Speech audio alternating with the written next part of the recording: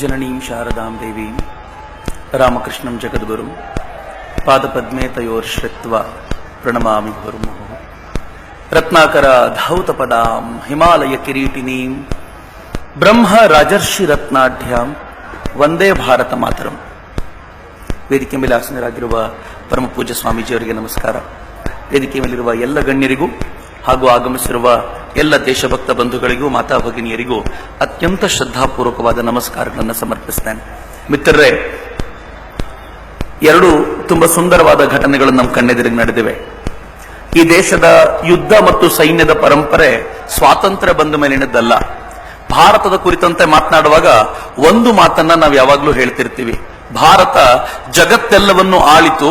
ಹಿಂಗ ಆಳ್ಬೇಕಾದ್ರೆ ಜಗತ್ತಿನ ಯಾವುದೇ ರಾಷ್ಟ್ರದ ಮೇಲೆ ದಾಳಿ ಮಾಡಲಿಲ್ಲ ಭಾರತ ಅಂತ. ಬಹಳ ಹೆಮ್ಮೆಯ ಸಂಗತಿ.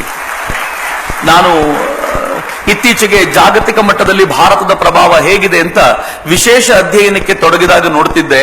ನೀವು ಚೈನಾದಿಂದ ಹಿಡಿದು ಆ ತುದಿಯ ಅಮೆರಿಕಾದವರೆಗೆ ಎಲ್ಲ ದಿಕ್ಕುಗಳಲ್ಲೂ ಭಾರತದ ಪ್ರಭಾವ ಇದೆ.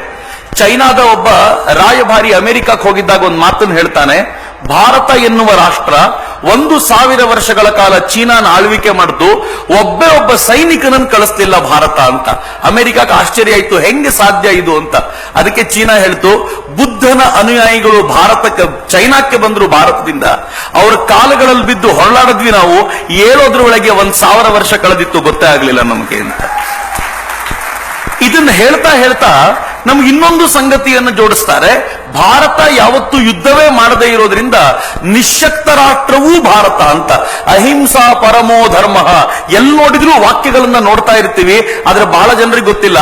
ಅದರ ಮುಂದಿನ ಭಾಗ ಇದ್ದಿದ್ದು ಧರ್ಮ ಹಿಂಸಾ ತಥೈವಚ ಅಂತ. ಧರ್ಮಕ್ಕೋಸ್ಕರ ಹಿಂಸೆ ಮಾಡೋದ್ರಲ್ಲೂ ನಾವೇ ಇದ್ವಿ. ನಾವು ಯಾವತ್ತೂ ಅದರ ಹಿಂದೆ ಮುಂದೆ ನೋಡ್ಲಿಲ್ಲ. ಎಲ್ಲಾದ್ರೂ ಧರ್ಮಕ್ಕೆ ಹಾನಿ ಆಗ್ತಿದೆ ಅಂತ ಗೊತ್ತಾದಾಗ, ಎಲ್ಲಾದ್ರೂ ಯಾರಾದ್ರೂ ಅಧರ್ಮದ ಕೆಲಸ ಮಾಡ್ತಿದ್ದಾರೆ ಅಂತ ಗೊತ್ತಾದಾಗ ಅಲ್ಲೂ ಕೂಡ ಮುಂಚೂಣಿಯಲ್ಲಿ ನಿಂತು ಹೋರಾಟ ಮಾಡಿ ಧರ್ಮವನ್ನ ಸ್ಥಾಪಿಸೋದಕ್ಕೆ ಪ್ರಾಣಾರ್ಪಣೆ ಮಾಡಿದ ದೇಶವೂ ಕೂಡ ಭಾರತವೇ. ಯಾಕೆಂದ್ರೆ ಈ ದೇಶದಲ್ಲಿ ಯುದ್ಧ ಸ್ವಾರ್ಥಕ್ಕೋಸ್ಕರ ಅಲ್ಲ, ಧರ್ಮ ಸ್ಥಾಪನೆಗೋಸ್ಕರ ಇತ್ತು ಅಂತ. ಹಿಂಗಾಗಿ ಶಿವಾಜಿ ಮಹಾರಾಜರು ಗೋವನ್ನ ಕಡಿಯೋ ವ್ಯಕ್ತಿ ನೋಡಿದಾಗ ಅವನ್ ಕೈ ಕಡಿದಿದ್ರು ಅಂತ ಕೇಳಬೇಕಾದ್ರೆ ಅದು ವಿಶೇಷ ಅನ್ಸಲ್ಲ. ಯಾಕೆ ಅಂತಂದ್ರೆ ಸ್ವಾರ್ಥಕ್ಕಾಗಿ ಅಲ್ಲ, ಈ ದೇಶದಲ್ಲಿ ಧರ್ಮವನ್ನು ಉಳಿಸ್ಲಿಕ್ಕೋಸ್ಕರ ಈ ದೇಶ ಯಾವಾಗ್ಲೂ ಕದನ ಕಾದಿದೆ. ನಾನು ತುಂಬಾ ಬಾರಿ ಹುಡುಕಾಡ್ತಿರ್ತೀನಿ. ಋಗ್ವೇದದಲ್ಲಿ ಸುದಾಸ ಎನ್ನುವಂತ ರಾಜನ ಉಲ್ಲೇಖ ಬರುತ್ತೆ. ಅವನ ವಿರುದ್ಧ 10 ರಾಜರು ಒಟ್ಟಾಗಿ ಯುದ್ಧ ಮಾಡ್ತಾರೆ. ಸುದಾಸ 10 ಜನರನ್ನ ಸೋಲಿಸಿ ಜಗತ್ತಿನ 10 ದಿಕ್ಕುಗಳಿಗೆ ಅವರನ್ನ ಓಡಿಸಿದ ಅಂತ ಉಲ್ಲೇಖ ಬರುತ್ತೆ. 10 ರಾಜರನ್ನ ಸೋಲಿಸಬಹುದು ಅಂತಾದ್ರೆ ಎಂತ ದೊಡ್ಡ ಸೇನೆಯನ್ನ ಸುದಾಸ ಕಟ್ಟಿದ್ದಿರಬಹುದು ಅಂತ ಯೋಚನೆ ಮಾಡಿ. ಇದು ಋಗ್ವೇದದ ಕಾಲದ ಕಥೆಯನ್ನು ನಾನು ಹೇಳ್ತಿದ್ದೀನಿ. ರಾಮನ ಕಾಲದಲ್ಲಿ ವಾನರ ಸೇನೆಯನ್ನ ಕಟ್ಟಿಕೊಂಡು ಈ ದೇಶ ಯುದ್ಧ ಮಾಡಿ ಅಧರ್ಮವನ್ನ ಎಲ್ಲ ಕಡೆ ಹಬ್ಬಿಸ್ತಾ ಇದ್ದಂತ ರಾವಣನ ಸಂಹಾರಕ್ಕೆ ನಿಂತಿದ್ದನ್ನ ಈ ದೇಶ ಮರೆಯೋದು ಸಾಧ್ಯವೇ ಇಲ್ಲ. ಕೃಷ್ಣನ ಕಾಲದಲ್ಲಂತೂ ಯುದ್ಧಗಳ ಮೇಲೆ ಯುದ್ಧಗಳು ನಡೆದಿವೆ. ಆ ಯುದ್ಧಗಳಲ್ಲೆಲ್ಲ ಧರ್ಮ ಸ್ಥಾಪನೆಗೋಸ್ಕರ ಕೃಷ್ಣ ತನ್ನನ್ನ ತಾನು ಸಮರ್ಪಿಸಿಕೊಂಡದನ್ನು ನಾವು ನೋಡ್ತೀವಲ್ಲ, ಇದು ಭಾರತದ ವಿಶೇಷ. ಆದ್ರೆ ನಾನು ಈಗ ಉಲ್ಲೇಖ ಮಾಡಬೇಕು ಅಂತಿರೋದು, ಈ ದೇಶದಲ್ಲಿ ಇತಿಹಾಸದ ಕಾಲದಲ್ಲಿ, ನಮ್ಮ ಕಾಲದಲ್ಲಿ ನಾವು ಕಣ್ಣಾರೆ ನೋಡಬಹುದಾಗಿರುವಂತಹ ಅನೇಕ ಘಟನೆಗಳು, ಅದರ ಸ್ವಲ್ಪ ಹಿಂದಿನ ಘಟನೆಗಳನ್ನ ಉಲ್ಲೇಖಿಸಬೇಕು ಅಷ್ಟೇ. ನಾವು ತಾತ್ಯಾ ಟೋಪಿಯ 200ನೇ ಜಯಂತಿಯ ಹಿನ್ನೆಲೆಯಲ್ಲಿ ಅವನ ಜೀವನವನ್ನು ನೋಡಿದ್ವಲ್ಲ. 1857ನೇ ವೇಳೆಗೆ ಈ ದೇಶದ ದೊಡ್ಡ ಪಡೆ ಬ್ರಿಟಿಷರನ್ನ ಈ ದೇಶದಿಂದ ಓಡಿಸಬೇಕು ಅಂತ ತಮ್ಮನ್ನ ತಾವು ಸಮರ್ಪಿಸಿಕೊಂಡು ಈ ದೇಶದ ಮಣ್ಣಿನ ಕಣಕಣವನ್ನು ರಕ್ತದಿಂದ ಹರಿಸಿದ್ದನ್ನ ಮರೆಯೋದು ಸಾಧ್ಯವೇ ಇಲ್ಲ. ನನಗೆ ತಾತ್ಯಾ ಟೋಪೆಯ ಆ ಘಟನೆಯನ್ನ ಪ್ರತಿ ಬಾರಿ ನೋಡುವಾಗಲೂ ಸಾವರ್ಕರ್ ನೆನಪಾಗ್ಬಿಡ್ತಾರೆ. ನನಗೆ ತಾತ್ಯಾ ಟೋಪೆಯ ಮರುಜನ್ಮ ಸಾವರ್ಕರ್ ಅಂತ ಯಾವಾಗಲೂ ಅನ್ನಿಸ್ತಾ ಇರುತ್ತೆ. ಅವ್ರ ಬದುಕು ಮತ್ತು ಸಾವರ್ಕರ್ ಬದುಕು ತುಂಬಾ ಹೋಲಿಕೆ ಇರುವಂತದ್ದು. ಆದ್ರೆ ನನಗೆ ತಾತ್ಯಾ ಟೋಪೆನ ಕಂಡಾಗ್ಲೆಲ್ಲ ಸಾವರ್ಕರ್ ನೆನಪಾಗೋದು ಯಾಕೆ ಅಂದ್ರೆ, ಸಾವರ್ಕರ್ ಒಂದು ಕಡೆ ತುಂಬಾ ಸುಂದರವಾಗಿ ತಾತ್ಯಾ ಟೋಪೆ ಬಗ್ಗೆ ಹೇಳ್ತಾರೆ. ತಾತ್ಯಾ, ನೀನು ಹತಭಾಗ್ಯ, ನೀನು ಭಾರತದಲ್ಲಿ ಹುಟ್ಟಬಾರದಾಗಿತ್ತು. ನೀನ್ ಜಗತ್ತಿನ ಯಾವುದೇ ಮೂಲೆಯಲ್ಲಿ ಹುಟ್ಟಿದ್ರು ಇಂಥ ದೊಡ್ಡ ಒಬ್ಬ ಸಾಧಕನನ್ನ, ವೀರಾಗ್ರಣಿಯನ್ನ, ಯೋಧನನ್ನ ಆ ದೇಶದ ಜನ ಆನೆಯ ಮೇಲೆ ಅಂಬಾರಿಯಲ್ಲಿ ಅವನನ್ನ ಕೂರಿಸಿ ಅವನ ಚಿತ್ರವನ್ನಿಟ್ಟು ಮೆರವಣಿಗೆ ಮಾಡ್ತಾ ಹಬ್ಬ ಮಾಡ್ತಿದ್ರು. ನೀನು ಭಾರತದಲ್ಲಿ ಹುಟ್ಟದೆ ಹತಭಾಗ್ಯ, ನಿನ್ನ ಈ ದೇಶದ ಜನ ನೆನಪಿಸ್ಕೊಳ್ತಾ ಇಲ್ಲ. ತಪ್ಪು ಇಲ್ಲಿನವರದಲ್ಲ, ತಪ್ಪು ನಿನ್ನದೇ, ಇಲ್ಲಿ ಹುಟ್ಟಬಾರದಾಗಿತ್ತು ನೀನು ಅಂತ ನೊಂದುಕೊಂಡು ಅವ್ರು ಹೇಳ್ತಾರಲ್ಲ. ಆ ತಾತ್ಯ ಹುಟ್ಟಿ 200 ವರ್ಷ ಆಯ್ತು ಅಂತ. ಸಂತೋಷ ಏನು ಅಂದ್ರೆ ಕಡೆ ಪಕ್ಷ ಒಂದ್ 3-4 ಸಾವಿರ ಜನ ಇವತ್ ನಾವು ಕೂತ್ಕೊಂಡು ಸಾವರ್ಕರ್ ಹೇಳ್ತಿದೀವಿ. ಇಲ್ಲ ಸಾವರ್ಕರ್ ಜಿ, ತಾತ್ಯಾ ಟೋಪೆ ನಿಜಕ್ಕೂ ಭಾಗ್ಯವಂತ, ಭಾರತದಲ್ಲಿ ಹುಟ್ಟಿದ, ಕೊನೆ ಪಕ್ಷ HSSF ನಲ್ಲಿ ನಾವು ಕೂತ್ಕೊಂಡು ನೆನಪಿಸ್ಕೊಳ್ತಾ ಇದ್ದೀವಿ ಅಂತ ನಾವು ನಿಶ್ಚಯ ಮಾಡಿದ್ದೀವಿ. ಈ ವರ್ಷ ಕನಿಷ್ಠ ಪಕ್ಷ 1,000 ಶಾಲೆಗಳಿಗೆ ಈ ವಿಡಿಯೋ ತೋರಿಸಿ ತಾತ್ಯಾ ಟೋಪೆಯ ಮರು ಹುಟ್ಟು ಆಗುವ ತರ ಒಂದು ಪ್ರಯತ್ನವನ್ನು ಮಾಡಬೇಕು, 200ನೇ ಜಯಂತಿಯಲ್ಲಿ ನೆನಪಿಸ್ಕೊಳ್ಬೇಕು ಅಂತ. ವೀರ ಯೋಧ ಪರಮವೀರ ಅಂದಾಗ ತಾತ್ಯಾ ಟೋಪೆಯು ಆ ಲಿಸ್ಟ್ ನಲ್ಲಿ ಅಗ್ರಣಿಯಾಗಿ ನಿಲ್ತಾನೆ ಅಂತ. ಸ್ವಾತಂತ್ರ್ಯ ನಂತರ ಈ ದೇಶ ಸುಮ್ಮನಿರಲಿಲ್ಲ. ಸ್ವಾತಂತ್ರ್ಯಕ್ಕಿಂತ ಮುಂಚೆ ಗಳಿಸ್ಲಿಕ್ಕೆ ಎಷ್ಟು ಹೋರಾಟ ಆಯ್ತೋ, ಸ್ವಾತಂತ್ರ್ಯ ನಂತರ ಉಳಿಸ್ಕೊಳ್ಳಿಕ್ಕೂ ಅಷ್ಟೇ ಹೋರಾಟ ಆಯ್ತು. ಇವತ್ತು ಪರಮವೀರರು ಅಂತ ಕರೆದು 5 ಜನರನ್ನು ನಾವು ಯಾರನ್ನು ಸನ್ಮಾನಿಸಿದ್ವಿ, ಅವರು ಸ್ವಾತಂತ್ರ್ಯ ನಂತರದ ಹೋರಾಟದಲ್ಲಿ ಭಾಗವಹಿಸಿದವರು. 1947ರಲ್ಲಿ ಪಾಕಿಸ್ತಾನ ಈ ದೇಶದ ಮೇಲೆ ಅಂದಾದೊಂದು ದಾಳಿ ಮಾಡಿತು. ಕಾಶ್ಮೀರವನ್ನ ಕಿತ್ಕೊಳ್ಬೇಕು ಅನ್ನೋ ಹಠಕ್ಕೆ ಬಿದ್ದ ಪಾಕಿಸ್ತಾನ ಈ ದೇಶದ ಮೇಲೆ ದಾಳಿ ಮಾಡಿದಾಗ ಯಾವುದೇ ಪೂರ್ವ ತಯಾರಿ ಇಲ್ಲದ ಈ ದೇಶದ ಸೈನಿಕರು ತಮ್ಮ ಪ್ರಾಣವನ್ನ ಪಣಕ್ಕಿಟ್ಟು ಕೆಲವೇ ದಿನಗಳಲ್ಲಿ ಪಾಕಿಸ್ತಾನದ ಸೈನ್ಯವನ್ನ, ಪುಂಡು ಸೈನ್ಯವನ್ನ ಈ ದೇಶದ ನೆಲದಿಂದ ಓಡಿಸಿ ಎಚ್ಚರಿಕೆ ಕೊಡ್ತು. ಇನ್ನು ಮುಂದೆ ಈ ದೇಶದ ಮೇಲೆ ತಲೆ ಹಾಕಬೇಡಿ, ತಯಾರಿ ಆಗದೇ ಇರೋ ಸೈನ್ಯವೇ ನಿಮ್ಗೆ ಇಂಥ ಪಾಠ ಕಲಿಸಬಹುದು ಅಂದ್ರೆ ಇನ್ನು ತಯಾರಿ ಆಗಿರೋ ಸೈನ್ಯದ ಎದುರಿಗೆ ಬಂದ್ರೆ ನಿಮ್ ಕತೆ ಏನಾಗಬಹುದು ಅಂತ ಎಚ್ಚರಿಕೆ ಇಟ್ಕೊಳ್ಳಿ ಅಂತ ಭಾರತ ಮೊದಲನೇ ಬಾರಿ ಎಚ್ಚರಿಕೆ ಕೊಡ್ತು. ನಾನು ತಮಾಷೆ ಮಾಡ್ತಿರ್ತೀನಿ, ಬಹುಶಃ ಕೆಲವರಿಗೆ ನಾನು ಹಿಂಗೆ ಹೇಳಿದ್ರೆ ಬಹಳ ಸಂಕಟ ಆಗ್ಬೋದು. ನಮ್ಮ ಮನೆ ಕಾಂಪೌಂಡಿಗೆ ನಾಯಿ ಬಂದ್ರೆ ಮೊದಲು ಹಚ ಅಂತೀವಿ, ಅದು ಹೋಗ್ಲಿಲ್ಲ ಅಂತಂದ್ರೆ ಕೋಲ್ ತೋರಿಸ್ತೀವಿ, ಸ್ವಲ್ಪ ಮಾತಾಡ್ತು ಅಂದ್ರೆ ಹಾರಿಸ್ಕೊಂಡು ದೂರದವರೆಗೂ ಹೋಗ್ತೀವಿ, ಇನ್ನೂ ತರಲೆ ಮಾಡ್ತು ಅಂದ್ರೆ ಕಲ್ ತಗೊಂಡು ಹೊಡೆದು ಓಡಿಸ್ತೀವಿ ನಾಯಿನ ಅಂತ. 4 ಬಾರಿ ಪಾಕಿಸ್ತಾನ ಹಂಗೆ ಮಾಡ್ತು. ಮೊದಲನೇ ಬಾರಿ 47ರಲ್ಲಿ ಬಂತು, ನಾವು ಓಡಿಸಿದ್ವಿ, ಕೇಳಲಿಲ್ಲ. 1965ರಲ್ಲಿ ವಾಪಸ್ ಬಂತು, ನಾವು ಓಡಿಸಿದ್ವಿ, ಬಿಡ್ಲಿಲ್ಲ. 1971ರಲ್ಲಿ ಪಾಕಿಸ್ತಾನ ತರಲೆ ಮಾಡೋಕ್ಕಿಂತ ಮುಂಚೆ ಈ ದೇಶ ಪಾಕಿಸ್ತಾನವನ್ನೇ 2 ತುಂಡು ಮಾಡಿ ಬಿಸಾಕ್ತು. ಅಲ್ಲಿಗೂ ಪಾಕಿಸ್ತಾನ ಸುಮ್ಮನಾಗ್ಲಿಲ್ಲ. 1999ರಲ್ಲಿ ಅಟಲ್ ಬಿಹಾರಿ ವಾಜಪೇಯಿ ಪಾಕಿಸ್ತಾನಿಯರನ್ನ ತಬ್ಬಿಕೊಂಡು ರೈಲು ಮತ್ತು ಬಸ್ ಬಿಡ್ತಾ ಇದ್ರೆ ಪಾಕಿಸ್ತಾನ ಹಿಂದಿನಿಂದ ಕಾರ್ಗಿಲ್ ಮೇಲೆ ದಾಳಿ ಮಾಡಿತು. ಕಾರ್ಗಿಲ್ನ ಮೂಲಕ ಒಳಗು ನುಗ್ಗಿತು.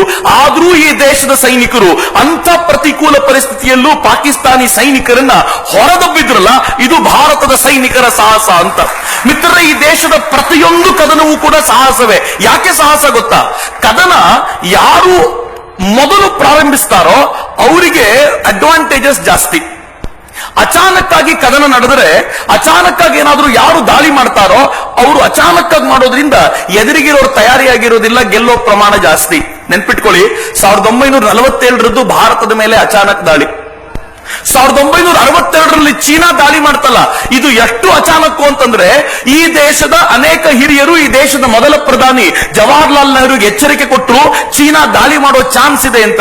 ಆದ್ರೆ ಜವಾಹರ್ಲಾಲ್ ನೆಹರು ಹೇಳಿದ್ರು ಸಾಧ್ಯನೇ ಇಲ್ಲ, ಚೀನಾದಷ್ಟು ಒಳ್ಳೆ ಫ್ರೆಂಡ್ ಜಗತ್ನಲ್ಲಿ ಮತ್ತಾರೂ ಇರ್ಲಿಕ್ಕೆ ಸಾಧ್ಯ ಇಲ್ಲ ಅಂತೇಳಿ ಜವಾಹರ್ಲಾಲ್ ನೆಹರು ಒಂದು ಮಾತು ಹೇಳೋರು ಯಾವಾಗ್ಲೂ, ಹಿಂದೂ ಚೀನಿ ಭಾಯಿ ಭಾಯಿ ಅಂತ. ಪಾಪ ಚೀನಾ ಜನಕ್ಕೆ ಹಿಂದಿ ಅರ್ಥ ಆಗ್ತಿರ್ಲಿಲ್ಲ, ಅವ್ರಿಗೆ ಜವಾಹರ್ಲಾಲ್ ನೆಹರು ಏನ್ ಹೇಳಿದ್ರು ಅಂತ ಗೊತ್ತಾಗ್ಲಿಲ್ಲ. 1962ರಲ್ಲಿ ದಾಳಿ ಮಾಡಿದ್ರು. ಹೀಗೆ 62ರಲ್ಲಿ ದಾಳಿ ಮಾಡಬೇಕಾದ್ರೆ ಈ ದೇಶದ ಸೈನಿಕರಿಗೆ ಸಾಕಷ್ಟು ಮದ್ದು ಗುಂಡುಗಳನ್ನು ಕೂಡ ಕೊಟ್ಟು ಕಳಿಸಿರ್ಲಿಲ್ಲ ಅನ್ನೋದು ಈ ದೇಶದ ದೌರ್ಭಾಗ್ಯದ ಸಂಗತಿ. ಮಿತ್ರರೇ, ಕಳೆದ ಕೆಲವಾರು ತಿಂಗಳುಗಳ ಹಿಂದೆ ಪರಮವೀರ್ ಚಕ್ರ ಪಡೆದಂತ ಗ್ರೆನೇಡಿಯರ್ ಯೋಗೇಂದ್ರ ಸಿಂಗ್ ಯಾದವ್ರನ್ನ ನಾವು ಕರೆಸ್ಕೊಂಡಿದ್ವಿ. ಮಂಗಳೂರಿನಲ್ಲಿ ಕಾರ್ಯಕ್ರಮ ಮಾಡಿದ್ವಿ ಅವರದ್ದು. ಯೋಗೇಂದ್ರ ಸಿಂಗ್ ಯಾದವ್ರನ್ನ ಯಾರೋ ಕೇಳಿದ್ರು, ಸರ್ ನಿಮಗೆ ನಿಮ್ಮ ಬ್ಯಾಗ್ ನಲ್ಲಿ ಎಷ್ಟು ವೆಯ್ಟ್ ತಗೊಂಡು ಹೋಗ್ತೀರಾ ಅಂತ ಕೇಳಿದ್ದಕ್ಕೆ ಅವ್ರು ಹೇಳಿದ್ರು, ಜಾಸ್ತಿ ಏನಿಲ್ಲ, 23ರಿಂದ 25 kg ವೆಯ್ಟ್ ಇರುತ್ತೆ ಅಂತ ಬ್ಯಾಗ್ ನಲ್ಲಿ ತಗೊಂಡು ಹೋಗೋದವ್ರು. ಈ ಬ್ಯಾಗ್ ನಲ್ಲಿ ಏನೇನ್ ತುಂಬಿಸ್ಕೊಂಡಿರ್ತೀರಾ ಅಂದ್ರೆ ಅವ್ರು ಹೇಳಿದ್ರು, ಗ್ರೆನೇಡ್ಸ್ ಇರುತ್ತೆ, ಬೇಕಾಗಿರುವಂತ ಅವಶ್ಯಕ ವಸ್ತುಗಳು ಇರ್ತವೆ, ಊಟ ತಿಂಡಿಯು ಎಷ್ಟು ಬೇಕೋ ಅಷ್ಟನ್ನು ತಗೊಂಡು ಹೋಗ್ತೀವಿ. ಆದ್ರೆ ಯುದ್ಧದ ಸಂದರ್ಭ ಬಂದಾಗ ಅವ್ರು ಹೇಳ್ತಾರಂತೆ, ಊಟ ತಿಂಡಿ ಎಲ್ಲ ತೆಗೆದು ಬಿಡಿ, 2 ಬಿಸ್ಕೆಟ್ ಪ್ಯಾಕೆಟ್ ಸಾಕು. ನಾವು ಯುದ್ಧದ ತುದಿಗೆ ಹೋಗಿ ನಿಂತಾಗ, ಯುದ್ಧದ ಹಂತಕ್ಕೆ ಹೋಗಿ ನಿಂತಾಗ ಊಟ ಇಲ್ಲದೆ ಬದುಕ್ತೀವಿ, ಮದ್ದು ಗುಂಡಿಲ್ದೆ ಹೋದ್ರೆ ಬದುಕಲಿಕ್ಕೆ ಕಷ್ಟ ಇದೆ, ಮದ್ದು ಗುಂಡು ಕೊಡಿ ಅಂತ ಕೇಳ್ತೀವಿ ಅಂತ. ಇದು ಈ ದೇಶದ ವೀರ ಯೋಧನ ಸಂಕಲ್ಪ. ಆದ್ರೆ ದುರ್ದೈವದ ಸಂಗತಿ, ಊಟ ಬೇಡ ಮದ್ದು ಗುಂಡು ಕೊಡಿ ಅಂತ ಕೇಳಿದ್ರೆ ಅವತ್ತು ಈ ದೇಶದ ಸರ್ಕಾರ ಮದ್ದು ಗುಂಡು ಒದಗಿಸುವ ಸಾಮರ್ಥ್ಯ ಹೊಂದಿರಲಿಲ್ಲ. ಆದ್ರೆ ಯುದ್ಧವನ್ನು ನೆನಪಿಸಿಕೊಂಡಾಗ ನಾನಲ್ಲ, ಈ ದೇಶದ ಪ್ರತಿಯೊಬ್ಬ ಸೈನಿಕನು ಒಮ್ಮೆ ಮೈ ಕೊಡವಿಕೊಂಡು ಎದ್ದು ಕೂತ್ಕೋತಾನೆ. ಯಾಕೆ ಗೊತ್ತಾ? ಭಾರತ ಸೋತಂತ ಯುದ್ಧ ಅದು. ನನ್ನ ಮಿತ್ರ ಒಬ್ಬ ಹಾವೇರಿ ಹುಡುಗ ಚಿಕನ್ ನೆಕ್ ಸಿಲಿಗುರಿಯಲ್ಲಿ ಕೆಲಸ ಮಾಡ್ತಿದ್ದ, ಸೈನ್ಯದಲ್ಲಿದ್ದ. ಅವ್ನು ನನಗೆ ಒಂದ್ ಮಾತನ್ನು ಯಾವಾಗ್ಲೂ ಹೇಳ್ತಿದ್ದ, ಚಕ್ರವರ್ತಿ ಅವರೇ, ಜೀವನದಲ್ಲಿ ಒಂದೇ ಒಂದು ಆಸೆ ನನಗೆ, ಭಾರತ ಮತ್ತು ಚೀನಾಕ್ಕೊಮ್ಮೆ ಯುದ್ಧ ಆಗಬೇಕು ಅಂತ. ನಾನ್ ಕೇಳಿದೆ, ತಲೆಗಿಲೆ ಕೆಟ್ಟಿದೆಯನಯ್ಯ ನಿನಗೆ? ಭಾರತ ಮತ್ತು ಚೀನಾ ಯುದ್ಧ ಮಾಡಿದ್ರೆ ಬದುಕ್ತೀವ ಅಂತ ಕೇಳಿದ್ರೆ ಅವನು ಹೇಳ್ದ, ಬದುಕ್ತೀವೋ ಬಿಡ್ತೀವೋ ಬೇರೆ, 1962ರಲ್ಲಿ ಸೋತಿದೀವಲ್ಲ, ನನಗೊಂದು ಸಂಕಲ್ಪ ಇದೆ, 10 ಜನ ಚೀನಿ ಸೈನಿಕರನ್ನು ಕೊಂದೆ ನಾನು ಸಾಯಬೇಕು ಅಂತ ನಿಶ್ಚಯ ಮಾಡಿದ್ದೀನಿ ಅಂತ ನಮ್ಮ ಹಾವೇರಿಯ ಹುಡುಗ ಆ ಬಾರ್ಡರ್ ನಿಂತ್ಕೊಂಡು ಹೇಳ್ಬೋದಾದ್ರೆ ಅವ್ರ ಮನಸ್ಸುಗಳಲ್ಲಿ ಇರ್ಬೋದಾಗಿರುವಂತಹ ದುಗುಡ ಎಂತದ್ದು ಅಂತ ಯೋಚನೆ ಮಾಡಿ. ಈ ದೇಶ ಸೋತಿದ್ದು ರಾಜಕಾರಣಿಗಳ ಪಡಸಾಲೆಯಲ್ಲೇ ಹೊರತು ಸೈನಿಕರ ರಣಭೂಮಿಯಲ್ಲಿ ಸೋತಿದ್ದಲ್ಲ ಅಂತ ನಾನು ತುಂಬಾ ಹೆಮ್ಮೆಯಿಂದ ನಿಮ್ ಜೊತೆ ಹಂಚ್ಕೋಬೇಕು ಮಿತ್ರರೇ. ಬಹಳ ಏನಿಲ್ಲ, ಒಂದೇ ಒಂದು ಯುದ್ಧವನ್ನ ನೆನಪಿಸ್ಕೊಟ್ಟು ಮುಂದಕ್ಕೆ ಹೋಗ್ಬಿಡ್ತೀನಿ ನಾನು. 1962 ಅಂತಂದ್ರೆ ಬರೀ ನನಗಲ್ಲ, ಇಡೀ ಜಗತ್ತು ನೆನಪಿಸಿಕೊಳ್ಳೋ ಯುದ್ಧ ಅದು. ಅದನ್ನ ಬ್ಯಾಟಲ್ ಆಫ್ ರೆಜಾಂಗ್ಲಾ ಅಂತ ಕರೀತಾರೆ. ರೆಜಾಂಗ್ಲಾ ಅನ್ನೋದು ಭಾರತ ಮತ್ತು ಚೈನಾದ ನಡುವಿರುವಂತ ಆ ಬಾರ್ಡರ್ ಅಲ್ಲಿರುವಂತ ಒಂದು ಪುಟ್ಟ ಜಾಗ. ನನ್ನ ದೇಶದ 121 ಜನ ಸೈನಿಕರು ಶೇತಾನ್ ಸಿಂಗ್ರ ನೇತೃತ್ವದಲ್ಲಿ ಆ ಜಾಗವನ್ನು ಕಾಪಾಡಿಕೊಂಡಿದ್ರು. ಏಕಾಏಕಿ ಯುದ್ಧ ಘೋಷಣೆ ಆಯ್ತು. ಯುದ್ಧದ ಸಂದರ್ಭದಲ್ಲಿ ಚೀನಿ ಸೈನಿಕರು ಒಳಗ್ ಬಂದಿದ್ದಾರೆ ಅಂತ ಈ ದೇಶದಲ್ಲಿ ಯಾರಿಗೂ ಗೊತ್ತೇ ಆಗಿರಲಿಲ್ಲ. ಚೀನಾ ಘೋಷಣೆ ಮಾಡಿದ ನಂತರ ಈ ದೇಶದ ಪ್ರಧಾನಮಂತ್ರಿ ಹೇಳಿದ್ರು, ಯುದ್ಧಕ್ಕೆ ನಾವು ರೆಡಿ. ಯಾರು ರೆಡಿ? ಎಸಿ ರೂಮಲ್ಲಿ ಕೂತವ್ರು ರೆಡಿ ಆಗಿರ್ಬೇಕೇನು? ಯುದ್ಧ ಭೂಮಿಯಲ್ಲಿದ್ದವ್ರು ರೆಡಿ ಆಗಿರ್ಬೇಕಿತ್ತಲ್ಲ. ಅವರಿಗೆ ಬೇಕಾದ ವಸ್ತುಗಳೇ ಇರಲಿಲ್ಲ. ಆದ್ರೆ ಯುದ್ಧ ಭೂಮಿಯಲ್ಲಿದ್ದ ಸೈನಿಕರಿಗೆ ನಿಜವಾದ ಸಂಕಟ ಗೊತ್ತಿತ್ತು. 16,000 ಚೀನಿ ಸೈನಿಕರನ್ನ ಎದುರಿಸೋದು ಹೇಗೆ ಅನ್ನುವಂತ ಆ ಘೋರ ದುರಂತದ ಪರಿಣಾಮ ಏನಾಗಬಹುದು ಅಂತ ಅವರಿಗೆ ಮಾತ್ರ ಗೊತ್ತಿತ್ತು. ಆದ್ರೆ ಈ ದೇಶ ನಾನು ಯುದ್ಧಕ್ಕೆ ರೆಡಿ ಅಂತ ಹೇಳ್ತು. 121 ಜನ ಭಾರತೀಯ ಸೈನಿಕರು ರೆಜಾಂಗ್ಲಾದಲ್ಲಿ, ಎದುರಿಗೆ ಕನಿಷ್ಠ ಪಕ್ಷ 3,000 ಚೀನಿ ಸೈನಿಕರ ದಂಡು ಧಾವಿಸಿ ಬರುತ್ತಿತ್ತು. ಹೆಡ್ ಕ್ವಾರ್ಟರ್ಸ್ ಇಂದ ಶೈತಾನ್ ಸಿಂಗರಿಗೆ ಮೆಸೇಜ್ ಬಂತು, ಆ ಜಾಗವನ್ನು ಉಳಿಸ್ಕೊಳ್ಳಿಕ್ ಸಾಧ್ಯ ಇಲ್ಲ, ವಾಪಸ್ ಬಂದ್ಬಿಡಿ ಅಂತ. ಯಾರಿಗಾದ್ರೂ ಸಂತೋಷ ಕೊಡುವಂತ ಸಂಗತಿ. ವಾಪಸ್ ಹೋದ್ರೆ ಹೆಂಡತಿ ಮಕ್ಕಳ ಮುಖ ನೋಡಬಹುದು. ಈ ಜಾಗಕ್ಕೋಸ್ಕರ ಯಾಕೆ ಕಾದಾಡಬೇಕು? ಹಂಗ ನಾವು ನೀವು ಯೋಚನೆ ಮಾಡಬಹುದು. ಈ ದೇಶದ ಸೈನಿಕ ಅಲ್ಲ. ಅವನಂದ, ಸರ್, ಅನೇಕ ವರ್ಷಗಳಿಂದ ಅನ್ನ ಕೊಟ್ಟ ರೆಜಾಂಗ್ಲಾನ ಬಿಟ್ಟು ಬನ್ನಿ ಅಂತಿರಲ್ಲ ಸರ್, ನನ್ನ ಪ್ರಾಣ ಕೊಡ್ತೀನಿ, ರೆಜಾಂಗ್ಲಾ ಬಿಡಲ್ಲ ಸರ್, ನಿಮ್ ಮಾತನ್ನ ನಾನು ಧಿಕ್ಕರಿಸ್ತೀನಿ ಅಂದ್ಬಿಟ್ಟ. ಅಂದವನು ಸುಮ್ಮನೆ ಇರಲಿಲ್ಲ. ನನ್ನ 120 ಜನರನ್ನು ಜೊತೆಯಲ್ಲಿ ಸೇರಿಸ್ಕೊಂಡು ಕೇಳಿದ್ನಂತೆ, ಹಿಂಗೆ ಹೆಡ್ ಕ್ವಾರ್ಟರ್ಸ್ ಇಂದ ಆರ್ಡರ್ ಬಂದಿದೆ, ವಾಪಸ್ ಬಂದ್ಬಿಡಿ ಅಂತ. ನಾನು ರಕ್ತದ ಕೊನೆ ಹನಿಯನ್ನು ಇಲ್ಲಿ ಸುರಿಸ್ಲಿಕ್ಕೆ ತಯಾರಾಗಿದ್ದೀನಿ. ನನ್ನ ಜೊತೆ ಇರೋದಿದ್ರೆ ಇರಿ, ಇಲ್ದವ್ರು ಹೊರಟೋಗಿ ಅಂದ್ರೆ ಉಳಿದವ್ರು ಹೇಳಿದ್ರು, ಸಾಬ್ ರೆಜಾಂಗ್ಲಾ ನಮಗೂ ಅನ್ನ ಕೊಟ್ಟಿದೆ, ನಾವ್ ಹೆಂಗ್ ಬಿಡೋದು? ನಾವು ಪ್ರಾಣ ಕೊಡ್ತೀವಿ, ರೆಜಾಂಗ್ಲಾ ಬಿಡಲ್ಲ ಅಂತ 121 ಜನ ನಿಂತ್ರಲ್ಲ. ಈ 121 ಜನ ಎದುರಿಗೆ ಬರ್ತಾ ಇರುವಂತ 3,000 ಚೀನಿ ಸೈನಿಕರ ದಂಡನ್ನ ಕಾಯ್ಕೊಂಡು ನಿಂತಿದ್ರು. ಅವರು ದೂರದಲ್ಲಿದ್ದಾಗಲೇ ಅಟ್ಯಾಕ್ ಮಾಡಿಬಿಟ್ರೆ ಮದ್ದುಗುಂಡು ಖಾಲಿ ಆಗುತ್ತೆ, ಅವ್ರ ಜೀವಕ್ಕೂ ಹಾನಿ ಆಗಲ್ಲ ಅಂತ ಕಾಯ್ಕೊಂಡಿದ್ದ ಈ ಸೈನಿಕರು ಹತ್ರಕ್ಕೆ ಬರಲಿ ಅಂತ ನೋಡಿದ್ರು. ಹತ್ರಕ್ಕೆ ಬಂದು ನಿಂತಾಗ ಇವರ ದಾಳಿ ಶುರುವಾಯ್ತು. ಮಿತ್ರರೇ, ನೀವು ನಂಬೋದಿಲ್ಲ, ಈ ದಾಳಿಯ ನಂತರ ಚೀನಿ ಸೈನಿಕರು ತಮ್ಮ ಹೆಡ್ ಕ್ವಾರ್ಟರ್ಸ್ ಗೆ ಒಂದು ಸುದ್ದಿ ಮುಟ್ಟಿಸಿದ್ರು. ಸುದ್ದಿ ಏನಿತ್ತು ಗೊತ್ತಾ? ನಿಮ್ಮ ಇಂಟೆಲಿಜೆನ್ಸ್ ಪ್ರಕಾರ ಇಲ್ಲಿ 100-120 ಜನ ಇದ್ದಾರೆ ಅಂತ ಹೇಳಿದ್ರಿ, ಇಲ್ಲಿ ಕನಿಷ್ಠ ಪಕ್ಷ 2,000 ಜನ ಆದ್ರೂ ಇದ್ದಾರೆ, ಅಷ್ಟರ ಮಟ್ಟಿಗೆ ದಾಳಿ ಮಾಡ್ತಿದ್ದಾರೆ ಇವರು ಅಂತ ಅವ್ರು ಅನ್ಕೊಂಡಿದ್ರು. ದೊಡ್ಡ ಸಂಖ್ಯೆಯ ಸೈನಿಕರಿದ್ದಾರೆ ಅಂತ. ಆಶ್ಚರ್ಯದ ಸಂಗತಿ ಅಂತಂದ್ರೆ, ಈ 121 ಜನ ರೆಜಾಂಗ್ಲಾದಲ್ಲಿ ನಿಂತ್ಕೊಂಡು ಚೀನಾ ಸೈನಿಕರನ್ನ, ಕನಿಷ್ಠ ಪಕ್ಷ 1,400 to 1,500 ಚೀನಿ ಸೈನಿಕರನ್ನ ಹತ್ಯೆ ಮಾಡಿ ಆ ಜಾಗವನ್ನ 5 ಗಂಟೆಗಳ ಕಾಲ ದೀರ್ಘ ಕದನದಲ್ಲಿ ಉಳಿಸಿಕೊಂಡ್ರು. ಆದ್ರೆ ಚೀನಾದ ಸಾಮರ್ಥ್ಯ ತುಂಬಾ ದೊಡ್ಡದಿತ್ತು. ದಾಳಿ ತುಂಬಾ ತೀವ್ರವಾಯಿತು. ಈ ಕಡೆ ತಿರುಗಿ ನೋಡಿದ್ರೆ 121ರಲ್ಲಿ 7 ಜನ ಮಾತ್ರ ತುಂಬಾ ತೀವ್ರ ಪರಿಸ್ಥಿತಿಯಲ್ಲಿ ಉಳ್ಕೊಂಡಿದ್ರು. ಇನ್ನು 114 ಜನ ತೀರ್ಕೊಂಡಿದ್ರು. ಮೇಜರ್ ಶೈತಾನ್ ಸಿಂಗ್ ಸಾಯ್ಬೇಕಾದ್ರೆ ಹೇಗಿತ್ತು ಗೊತ್ತಾ? ಅದನ್ನು ಓದ್ಬೇಕಾದ್ರೆ ಈಗಲೂ ರೋಮಾಂಚನ ಆಗುತ್ತೆ ನನಗೆ. Major Shaitan Singh ತೀರ್ಕೊಳ್ಬೇಕಾದ್ರೆ machine ಗನ್ನಿನ trigger ಮೇಲೆ ಅವ್ರ ಬೆರಳು ಹಾಗೆ ಇತ್ತಂತೆ. ದೇಹದಾದ್ಯಂತ ಗುಂಡುಗಳು ಹೊಕ್ಕಿದ್ವು. ಶೈತಾನ್ ಸಿಂಗರು ಆ ಮೆಷಿನ್ ಗನ್ನನ್ನು ಕೂಡ ಬಿಡದೆ ಅದರ ಜೊತೆಗೆ ಪ್ರಾಣ ಬಿಟ್ಟದಂತ ವೀರ ಯೋಧ, ನಿಜವಾದ ಪರಮವೀರ ಶೈತಾನ್ ಸಿಂಗ್. ಈ ತರದ ಅಸಂಖ್ಯ ವೀರರು. ಯಾವಾಗ ಚೈನಾ ಯುದ್ಧದಲ್ಲಿ ನಾವು ಸೋತು ಬಿಟ್ವೋ ಆಗ ಪಾಕಿಸ್ತಾನಕ್ಕೆ ಅನ್ನಿಸ್ತು, ದಿಸ್ ಈಸ್ ಹೈ ಟೈಮ್, ನಾವು ದಾಳಿ ಮಾಡಿಬಿಟ್ರೆ ಇದೇ ಸಂದರ್ಭ ನೋಡಿಕೊಂಡು ಭಾರತವನ್ನ ಮುಗಿಸ್ಬಿಡ್ಬೋದು ಅಂತ. ಕೂಡಲೇ ಪಾಕಿಸ್ತಾನ ಏನ್ ಮಾಡುತ್ತೆ ಗೊತ್ತಾ? ಅಮೆರಿಕಾದೊಂದಿಗೆ ಬೇಕಾಗಿರುವ ಎಲ್ಲ ಒಪ್ಪಂದಗಳನ್ನು ಮಾಡಿಕೊಂಡು ನ್ಯಾಟೋಗೆ, ಸೆಂಟೋಗೆ ಮೆಂಬರ್ ಆಗಿ ಅಮೆರಿಕಾದ ಎಲ್ಲ ಅತ್ಯಾಧುನಿಕ ಟ್ಯಾಂಕರ್ಗಳನ್ನ, ಸೇಬರ್ ಜೆಟ್ಗಳನ್ನ ತಂದು ತನ್ನ ದೇಶದಲ್ಲಿ ಇಳಿಯುವಂತೆ ಮಾಡಿಕೊಳ್ತು. ಅತ್ಯಾಧುನಿಕವಾದ ಟ್ಯಾಂಕರ್ಗಳು ಪಾಕಿಸ್ತಾನದ ಬಳಿ ಇತ್ತು ಮಿತ್ರರೇ. ಎಂಥ ಟ್ಯಾಂಕರ್ಗಳು ಅಂತಂದ್ರೆ 2 ಕಿಲೋಮೀಟರ್ ದೂರ ದಾಳಿ ಮಾಡಬಲ್ಲಂತ ಸಾಮರ್ಥ್ಯ ಅವ್ರ ಟ್ಯಾಂಕ್ಗಿತ್ತು. ರಾತ್ರಿಯ ಹೊತ್ತಲ್ಲೂ ಕೂಡ ನೈಟ್ ವಿಷನ್ ಇದ್ದಿದ್ರಿಂದ ರಾತ್ರಿ ಹೊತ್ತಲ್ಲೂ ಕೂಡ ದಾಳಿ ಮಾಡಬಹುದಿತ್ತು. ಇನ್ನೂ ಆಶ್ಚರ್ಯ ಅಂತಂದ್ರೆ ಪಾಕಿಸ್ತಾನದ ಟ್ಯಾಂಕರ್ಗಳು ಒಳಗೆ ಕೂತಿರುವಂತ ಸೈನಿಕ ಒಳಗೂ ಕೂತ್ಕೊಂಡೇ ಗುರಿ ಇಡಬಹುದಾದಂತ ವ್ಯವಸ್ಥೆ ಅದರಲ್ಲಿತ್ತು. ಆದ್ರೆ ನನ್ನ ದೇಶದತ್ತ ಇದ್ದಿದ್ದ ಟ್ಯಾಂಕರ್ಗಳು ಯಾವುದು ಗೊತ್ತೇನು? ಸೆಂಚುರಿಯನ್ ಟ್ಯಾಂಕ್ಗಳು 1942ರ ಯುದ್ಧದಲ್ಲಿ ಪಾರ್ಟಿಸಿಪೇಟ್ ಮಾಡಿತ್ತು. ಬ್ರಿಟನ್ ತಯಾರು ಮಾಡಿದ ಈ ಟ್ಯಾಂಕ್ಗಳನ್ನು ತಗೊಂಡು ಬಂದು ಈ ದೇಶ ಅವ್ರ ವಿರುದ್ಧ ಹೋರಾಟ ಮಾಡಬೇಕು. 2 ಕಿಲೋಮೀಟರ್ ಇಂದ ಅವ್ರು ಅಟ್ಯಾಕ್ ಮಾಡಿದ್ರೆ ನನ್ನ ದೇಶದ ಟ್ಯಾಂಕ್ಗಳ ಸಾಮರ್ಥ್ಯ 800 ಮೀಟರ್ ಮಾತ್ರ. 800 ಮೀಟರ್ ಅಲ್ಲಿ ಇವ್ನು ನಿಂತ್ಕೊಂಡಿದ್ದಾಗಲೇ ಅವನು ಅಲ್ಲೇ ಗುರುತಿಸಿ ಇದನ್ನ ಉಡಾಯಿಸಬಹುದು. ಅವರದ್ದು ನೈಟ್ ವಿಷನ್ ಇತ್ತು, ನಮ್ದು ಬೆಳಗ್ಗೆ ಕೆಲಸ ಮಾಡಿದ್ರೆ ಸಾಕಿತ್ತು. ಅವರದ್ದು ಒಳಗ್ ಕೂತ್ಕೊಂಡೇ ಗುರಿ ಇಡಬಹುದಿತ್ತು. ನನ್ನ ದೇಶದ ಟ್ಯಾಂಕ್ಗಳ ವ್ಯವಸ್ಥೆ ಹೆಂಗಿತ್ತು ಗೊತ್ತೇನು? ಆ ಟ್ಯಾಂಕಿನ ಟೋಪಿಯನ್ನ ತೆಗೆದು ಒಳಗ್ ಕೂತಿದ್ದು ಮೇಲ್ ನಿಂತ್ಕೊಂಡು ಮೇಲಿರೋರ್ನೆಲ್ಲ ಯಾರ್ಯಾರಿದ್ದಾರೆ ಅಂತ ನೋಡಿ ಮತ್ತೆ ಒಳಗೋಗಿ ಗುರಿ ಇಡಬೇಕಿತ್ತು. ಯೋಚನೆ ಮಾಡಿ ಎಂತ ಪರಿಸ್ಥಿತಿ ಇತ್ತು. ನಮ್ಮವರು ಆಲ್ಮೋಸ್ಟ್ ಪೇಪರ್ ನಲ್ಲಿ ಸೋತ್ ಹೋಗಿದ್ರು. ಪೇಪರ್ ಯುದ್ಧ ಅಂತ ಏನ್ ನಡೆಯುತ್ತಲ್ಲ ಅದರಲ್ಲಿ ಸೋತ್ ಹೋಗಬೇಕಿತ್ತು. ಆದ್ರೆ 1965ರ ಯುದ್ಧ ನಮ್ಮ ಸೋಲಲ್ಲ, ಪಾಕಿಸ್ತಾನಿಯರ ಸೋಲು. ಯಾಕೆಂದ್ರೆ ಈ ದೇಶ ತೋರಿಸ್ತು ಗೆಲ್ಲೋದು ಶಸ್ತ್ರಗಳಲ್ಲ, ಅದರ ಹಿಂದೆ ಅದನ್ನು ಉಪಯೋಗಿಸುವ ಮನುಷ್ಯನ ಛಾತಿ ಗೆಲ್ಲುತ್ತೆ ಅಂತ ಭಾರತ ಆ ಛಾತಿಯನ್ನು ತೋರಿಸ್ಬಿಡ್ತು. ಎಂತ ಛಾತಿ ತೋರಿಸ್ತು ಅಂತಂದ್ರೆ, ನನಗೆ ಇಡೀ ಯುದ್ಧದ ಅನೇಕ ಘಟನೆಗಳನ್ನ ನಿಮ್ ಜೊತೆ ಹಂಚ್ಕೋಬೇಕು. ಸಮಯ ತುಂಬಾ ಕಡಿಮೆ ಇದ್ರು 3-4 ಘಟನೆಗಳನ್ನ ನಿಮ್ ಜೊತೆ ನಾನು ಹಂಚ್ಕೊಳ್ಳೇಬೇಕು ಮಿತ್ರರೇ. ಪಾಕಿಸ್ತಾನ ತನ್ನ ಭಯೋತ್ಪಾದಕರನ್ನ ಒಳಗೆ ನುಗ್ಗಿಸ್ತಾ ಇದ್ದಂತ ಪೀರ್ ಪಂಜಾಲ್ ರೇಂಜ್ ಅನ್ನ ವಶಪಡಿಸಿಕೊಳ್ಬೇಕು ಅಂತ ಭಾರತ ನಿಶ್ಚಯ ಮಾಡಿದಾಗ ಮೇಜರ್ ರಣಜಿತ್ ಸಿಂಗ್ ದಯಾಳ್ರು ಸೆಕೆಂಡ್ ಇನ್ ಚೀಫ್ ಆಗಿದ್ರು. ಅವರನ್ನು ಮುಖ್ಯಸ್ಥರನ್ನಾಗಿ ಮಾಡಿ ಕಳಿಸ್ಕೊಡ್ಲಾಯ್ತು. ಹೆಂಗಿತ್ತು ಗೊತ್ತೇನು ಪರಿಸ್ಥಿತಿ? ದೀರ್ಘಕಾಲವಾದ ಮಳೆ ಸುರಿತಾ ಇದೆ.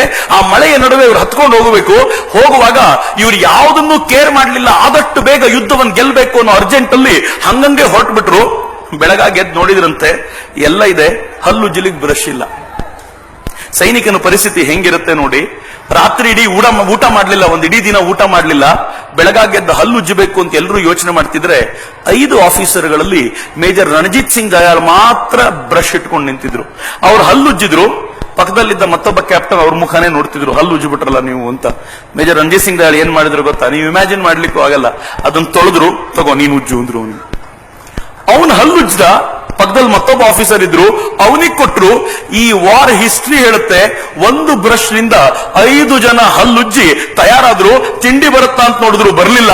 ಯುದ್ಧಕ್ಕೆ ಹೋದ್ರು.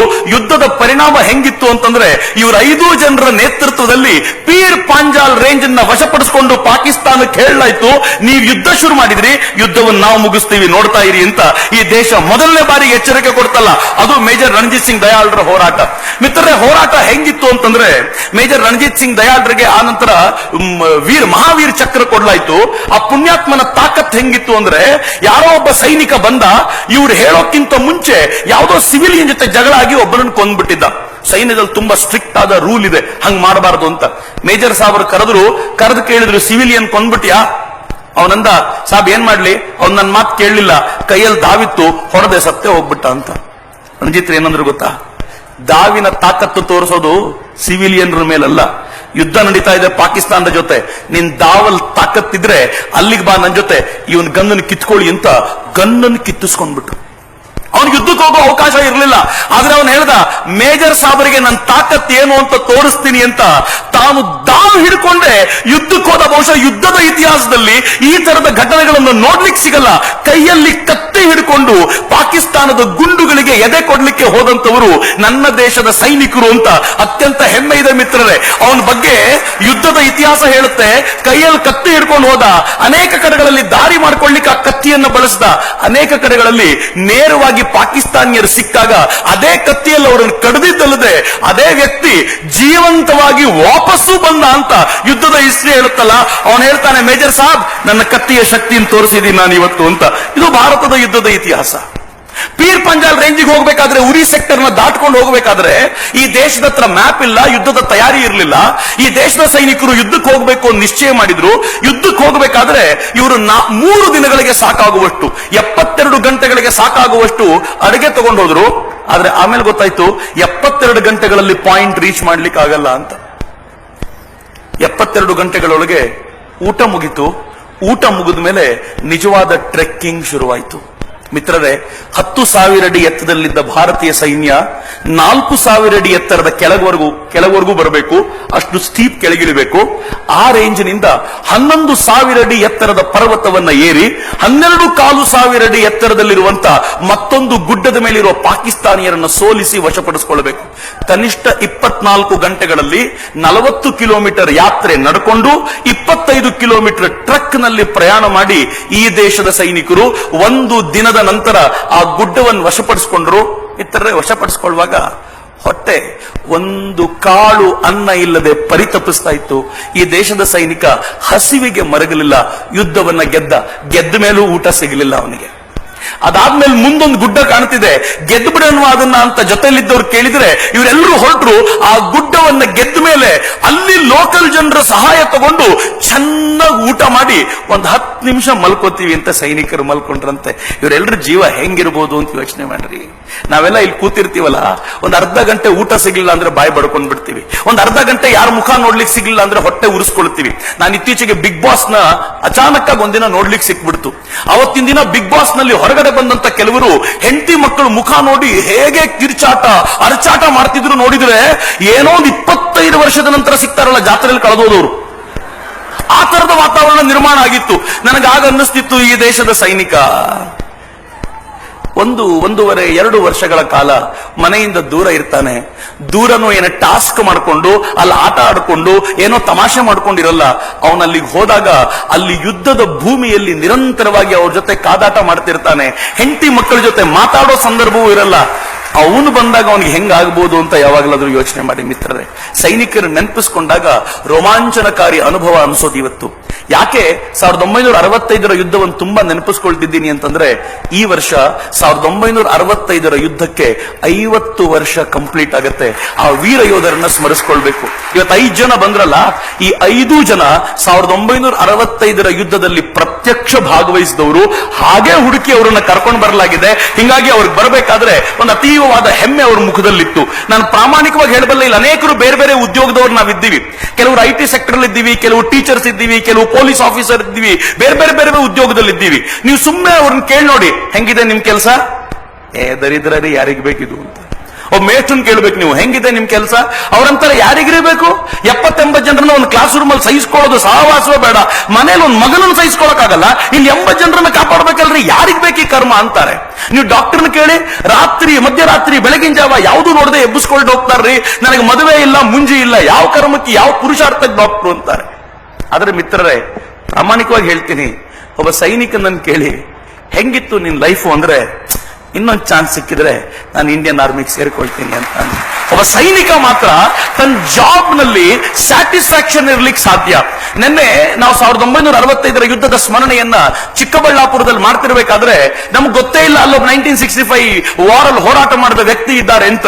ಮೆಡಲ್ ಹಾಕೊಂಡು ನನ್ನ ಪಕ್ಕದಲ್ಲಿ ಬಂದು ಕೂತ್ರು. ಅವ್ರೇನಂದ್ರು ಗೊತ್ತಾ? ಸರ್, ನನಗೆ ಪೇಪರ್ ಸುದ್ದಿ ಗೊತ್ತಾಯ್ತು, 1965 ವಾರ್ ಸ್ಮರಿಸ್ಕೊಳ್ತಿದ್ದೀರಿ ಅಂತ. ನಾನ್ ಬರದೆ ಹೋದ್ರೆ ಹೆಂಗೆ ಸರ್?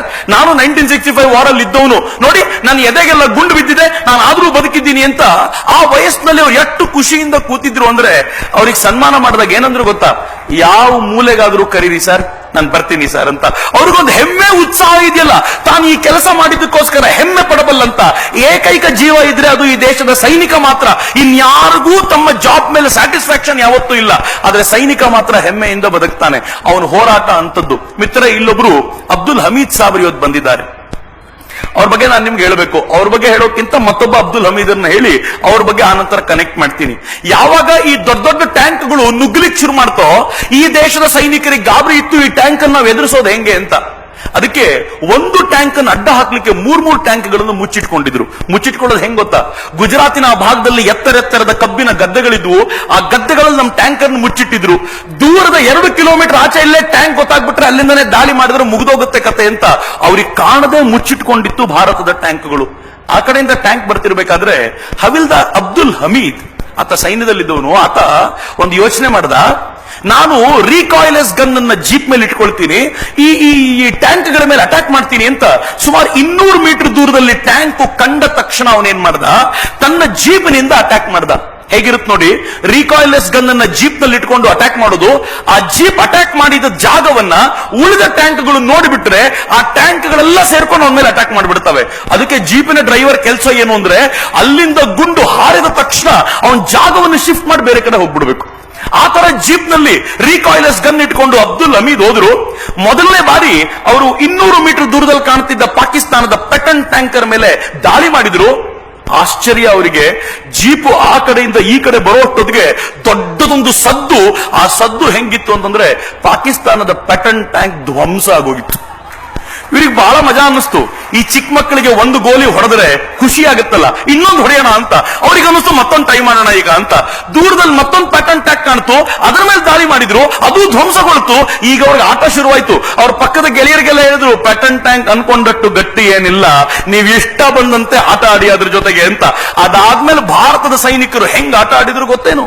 ಪ್ಯಾಟರ್ನ್ ಟ್ಯಾಂಕ್ಗಳ ಮೇಲೆ ಹೆಂಗೆ ದಾಳಿ ಆಯ್ತು ಅಂದ್ರೆ, 100ಕ್ಕೂ ಹೆಚ್ಚು ಪ್ಯಾಟರ್ನ್ ಟ್ಯಾಂಕ್ಗಳು ಗುಜರಾತಿನ ಹತ್ತಿರ ಮತ್ತು ಪಂಜಾಬಿನ ನಡುವೆ ಒಂದು ಭಾಗದಲ್ಲಿ ಅನಾಥವಾಗಿ ಬಿದ್ದಿದ್ದು.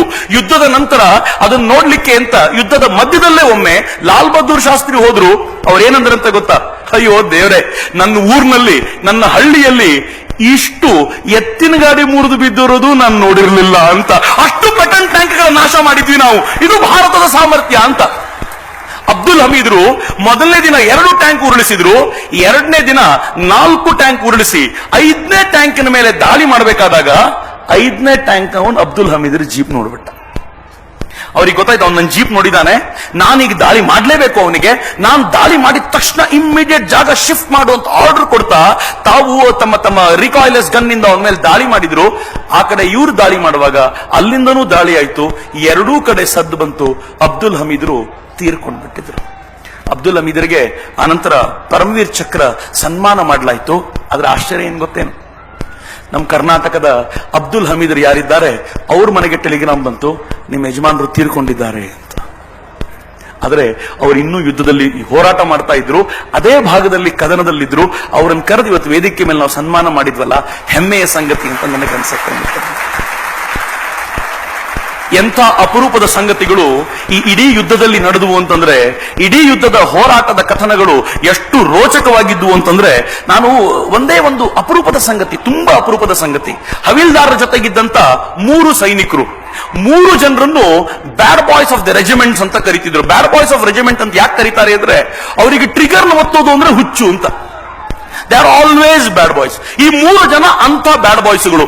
ಅವ್ರು ಏನ್ ಮಾಡಿದ್ರು, ಒಂದ್ಸಲ ತಮ್ಮ ಸೀನಿಯರ್ ಆಫೀಸರ್ ಆರ್ಡರ್ ಸಿಗೋಕ್ಕಿಂತ ಮುಂಚೆ ಒಂದಿಬ್ಬರನ್ನ ಕೊಂದು ಬಿಟ್ಟಿದ್ರು.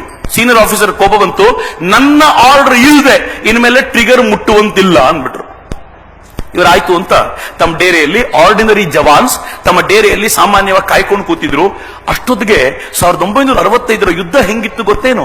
ಯಾವ ಭೂಭಾಗದಲ್ಲಿ ಭಾರತೀಯರಿದ್ದಾರೆ, ಎಲ್ಲಿ ಪಾಕಿಸ್ತಾನಿಯರಿದ್ದಾರೆ ಅಂತ ಯಾರಿಗೂ ಗೊತ್ತಾಗ್ತಿರ್ಲಿಲ್ಲ. ಎಲ್ಲೋ ನೋಡಿ ಯಾರೋ ನುಗ್ಕೊಂಡು ಬಂದ್ಬಿಡ್ತಿದ್ರು. ಅನೇಕ ಬಾರಿ ಪಾಕಿಸ್ತಾನದೊಳಗೆ ನಮ್ಮವ್ರು ನುಗ್ಗಿದ್ದಿದೆ, ನಮ್ಮೊಳಗೆ ಅವ್ರು ಬಂದಿದ್ದಿದೆ. GOC, general officer in commanding, ಅತ್ಯಂತ ಸೀನಿಯರ್ ಆಫೀಸರ್ ಆತ, ಬಡೇ ಸಾಬ್ ಅಂತ ಪಾಕಿಸ್ತಾನಿಯರು ಗೌರವಿಸ್ತಿದ್ದಂತ ಆಫೀಸರು. ಅವನಿಗೆ ಗೊತ್ತಿಲ್ಲದಂತೆ ಅವನ್ ಜೀಪ್ ತಗೊಂಡು ನಮ್ಮ ಏರಿಯಾಕ್ಕೆ ಬಂದ್ಬಿಟ್ಟ. GOC ಬಂದು ಇವ್ರನ್ನ ನೋಡ್ದ. ಅವನಿಗೆ ಅನ್ನಿಸ್ತು, ನಮ್ಮ ಏರಿಯಾದಲ್ಲಿ ಇರೋದ್ರಿಂದ ಯಾರೋ ತಪ್ಪಿ ಬಂದಿರೋ ಭಾರತೀಯ ಇರಬೇಕು ಅಂತ. ಜವಾನ್ ಅಜಯ ಅಂತ ಕರೆದ. ಇವನಿಗೆ ಗೊತ್ತಾಯ್ತು ಇವ್ನು ಪಾಕಿಸ್ತಾನದವನು ಅಂತ. ಈ 3 ಜನ ಬ್ಯಾಡ್ ಬಾಯ್ಸ್ ಅಲ್ಲ, ಏನ್ ಮಾಡ್ಬೇಕು ಅಂತ ಗೊತ್ತಾಗ್ಲಿಲ್ಲ. ಅವ್ರು ಏನು ಮಾತಾಡ್ಲಿಲ್ಲ ಅಂತ ಗೊತ್ತಾದಾಗ ಇವನಿಗೆ ಸ್ವಲ್ಪ ಅನುಮಾನ ಬಂದು GOC ಆಫ್ ಪಾಕಿಸ್ತಾನ್ ತನ್ನ ಪಿಸ್ತೂಲ್ ಅನ್ನು ತೆಗೆದು ಅವ್ರ ಮೇಲೆ ದಾಳಿ ಮಾಡ್ಲಿಕ್ಕೆ ಹೋಗ್ತಾ ಇದ್ದಂತೆ ಈ 3 ಜನ ಬಂದು ಅವನ ತಲೆಯ ಸುತ್ತಲೂ ತಮ್ಮ ಗನ್ ಹಿಡ್ಕೊಂಡು ನಿಂತು ಬಿಟ್ರು. ಇಮ್ಯಾಜಿನ್ ಮಾಡ್ಕೊಳ್ಳಿ ಹೆಂಗಿರ್ಬೋದು. ಪಾಕಿಸ್ತಾನದ ಜನರಲ್ ಆಫೀಸರ್ ಕಮಾಂಡಿಂಗ್, ಅತ್ಯಂತ ಸೀನಿಯರ್ ಮೋಸ್ಟ್ ಆಫೀಸರ್, ಅವನ್ ಬಂದು ನಿಂತಿದ್ದಾನೆ. ನಮ್ಮ 3 ಆರ್ಡಿನರಿ ಜವಾನ್ಸ್ ಅವನ್ ತಲೆಗೆ ಗನ್ ಹಿಡ್ಕೊಂಡು ನಿಂತಿದ್ದಾರೆ.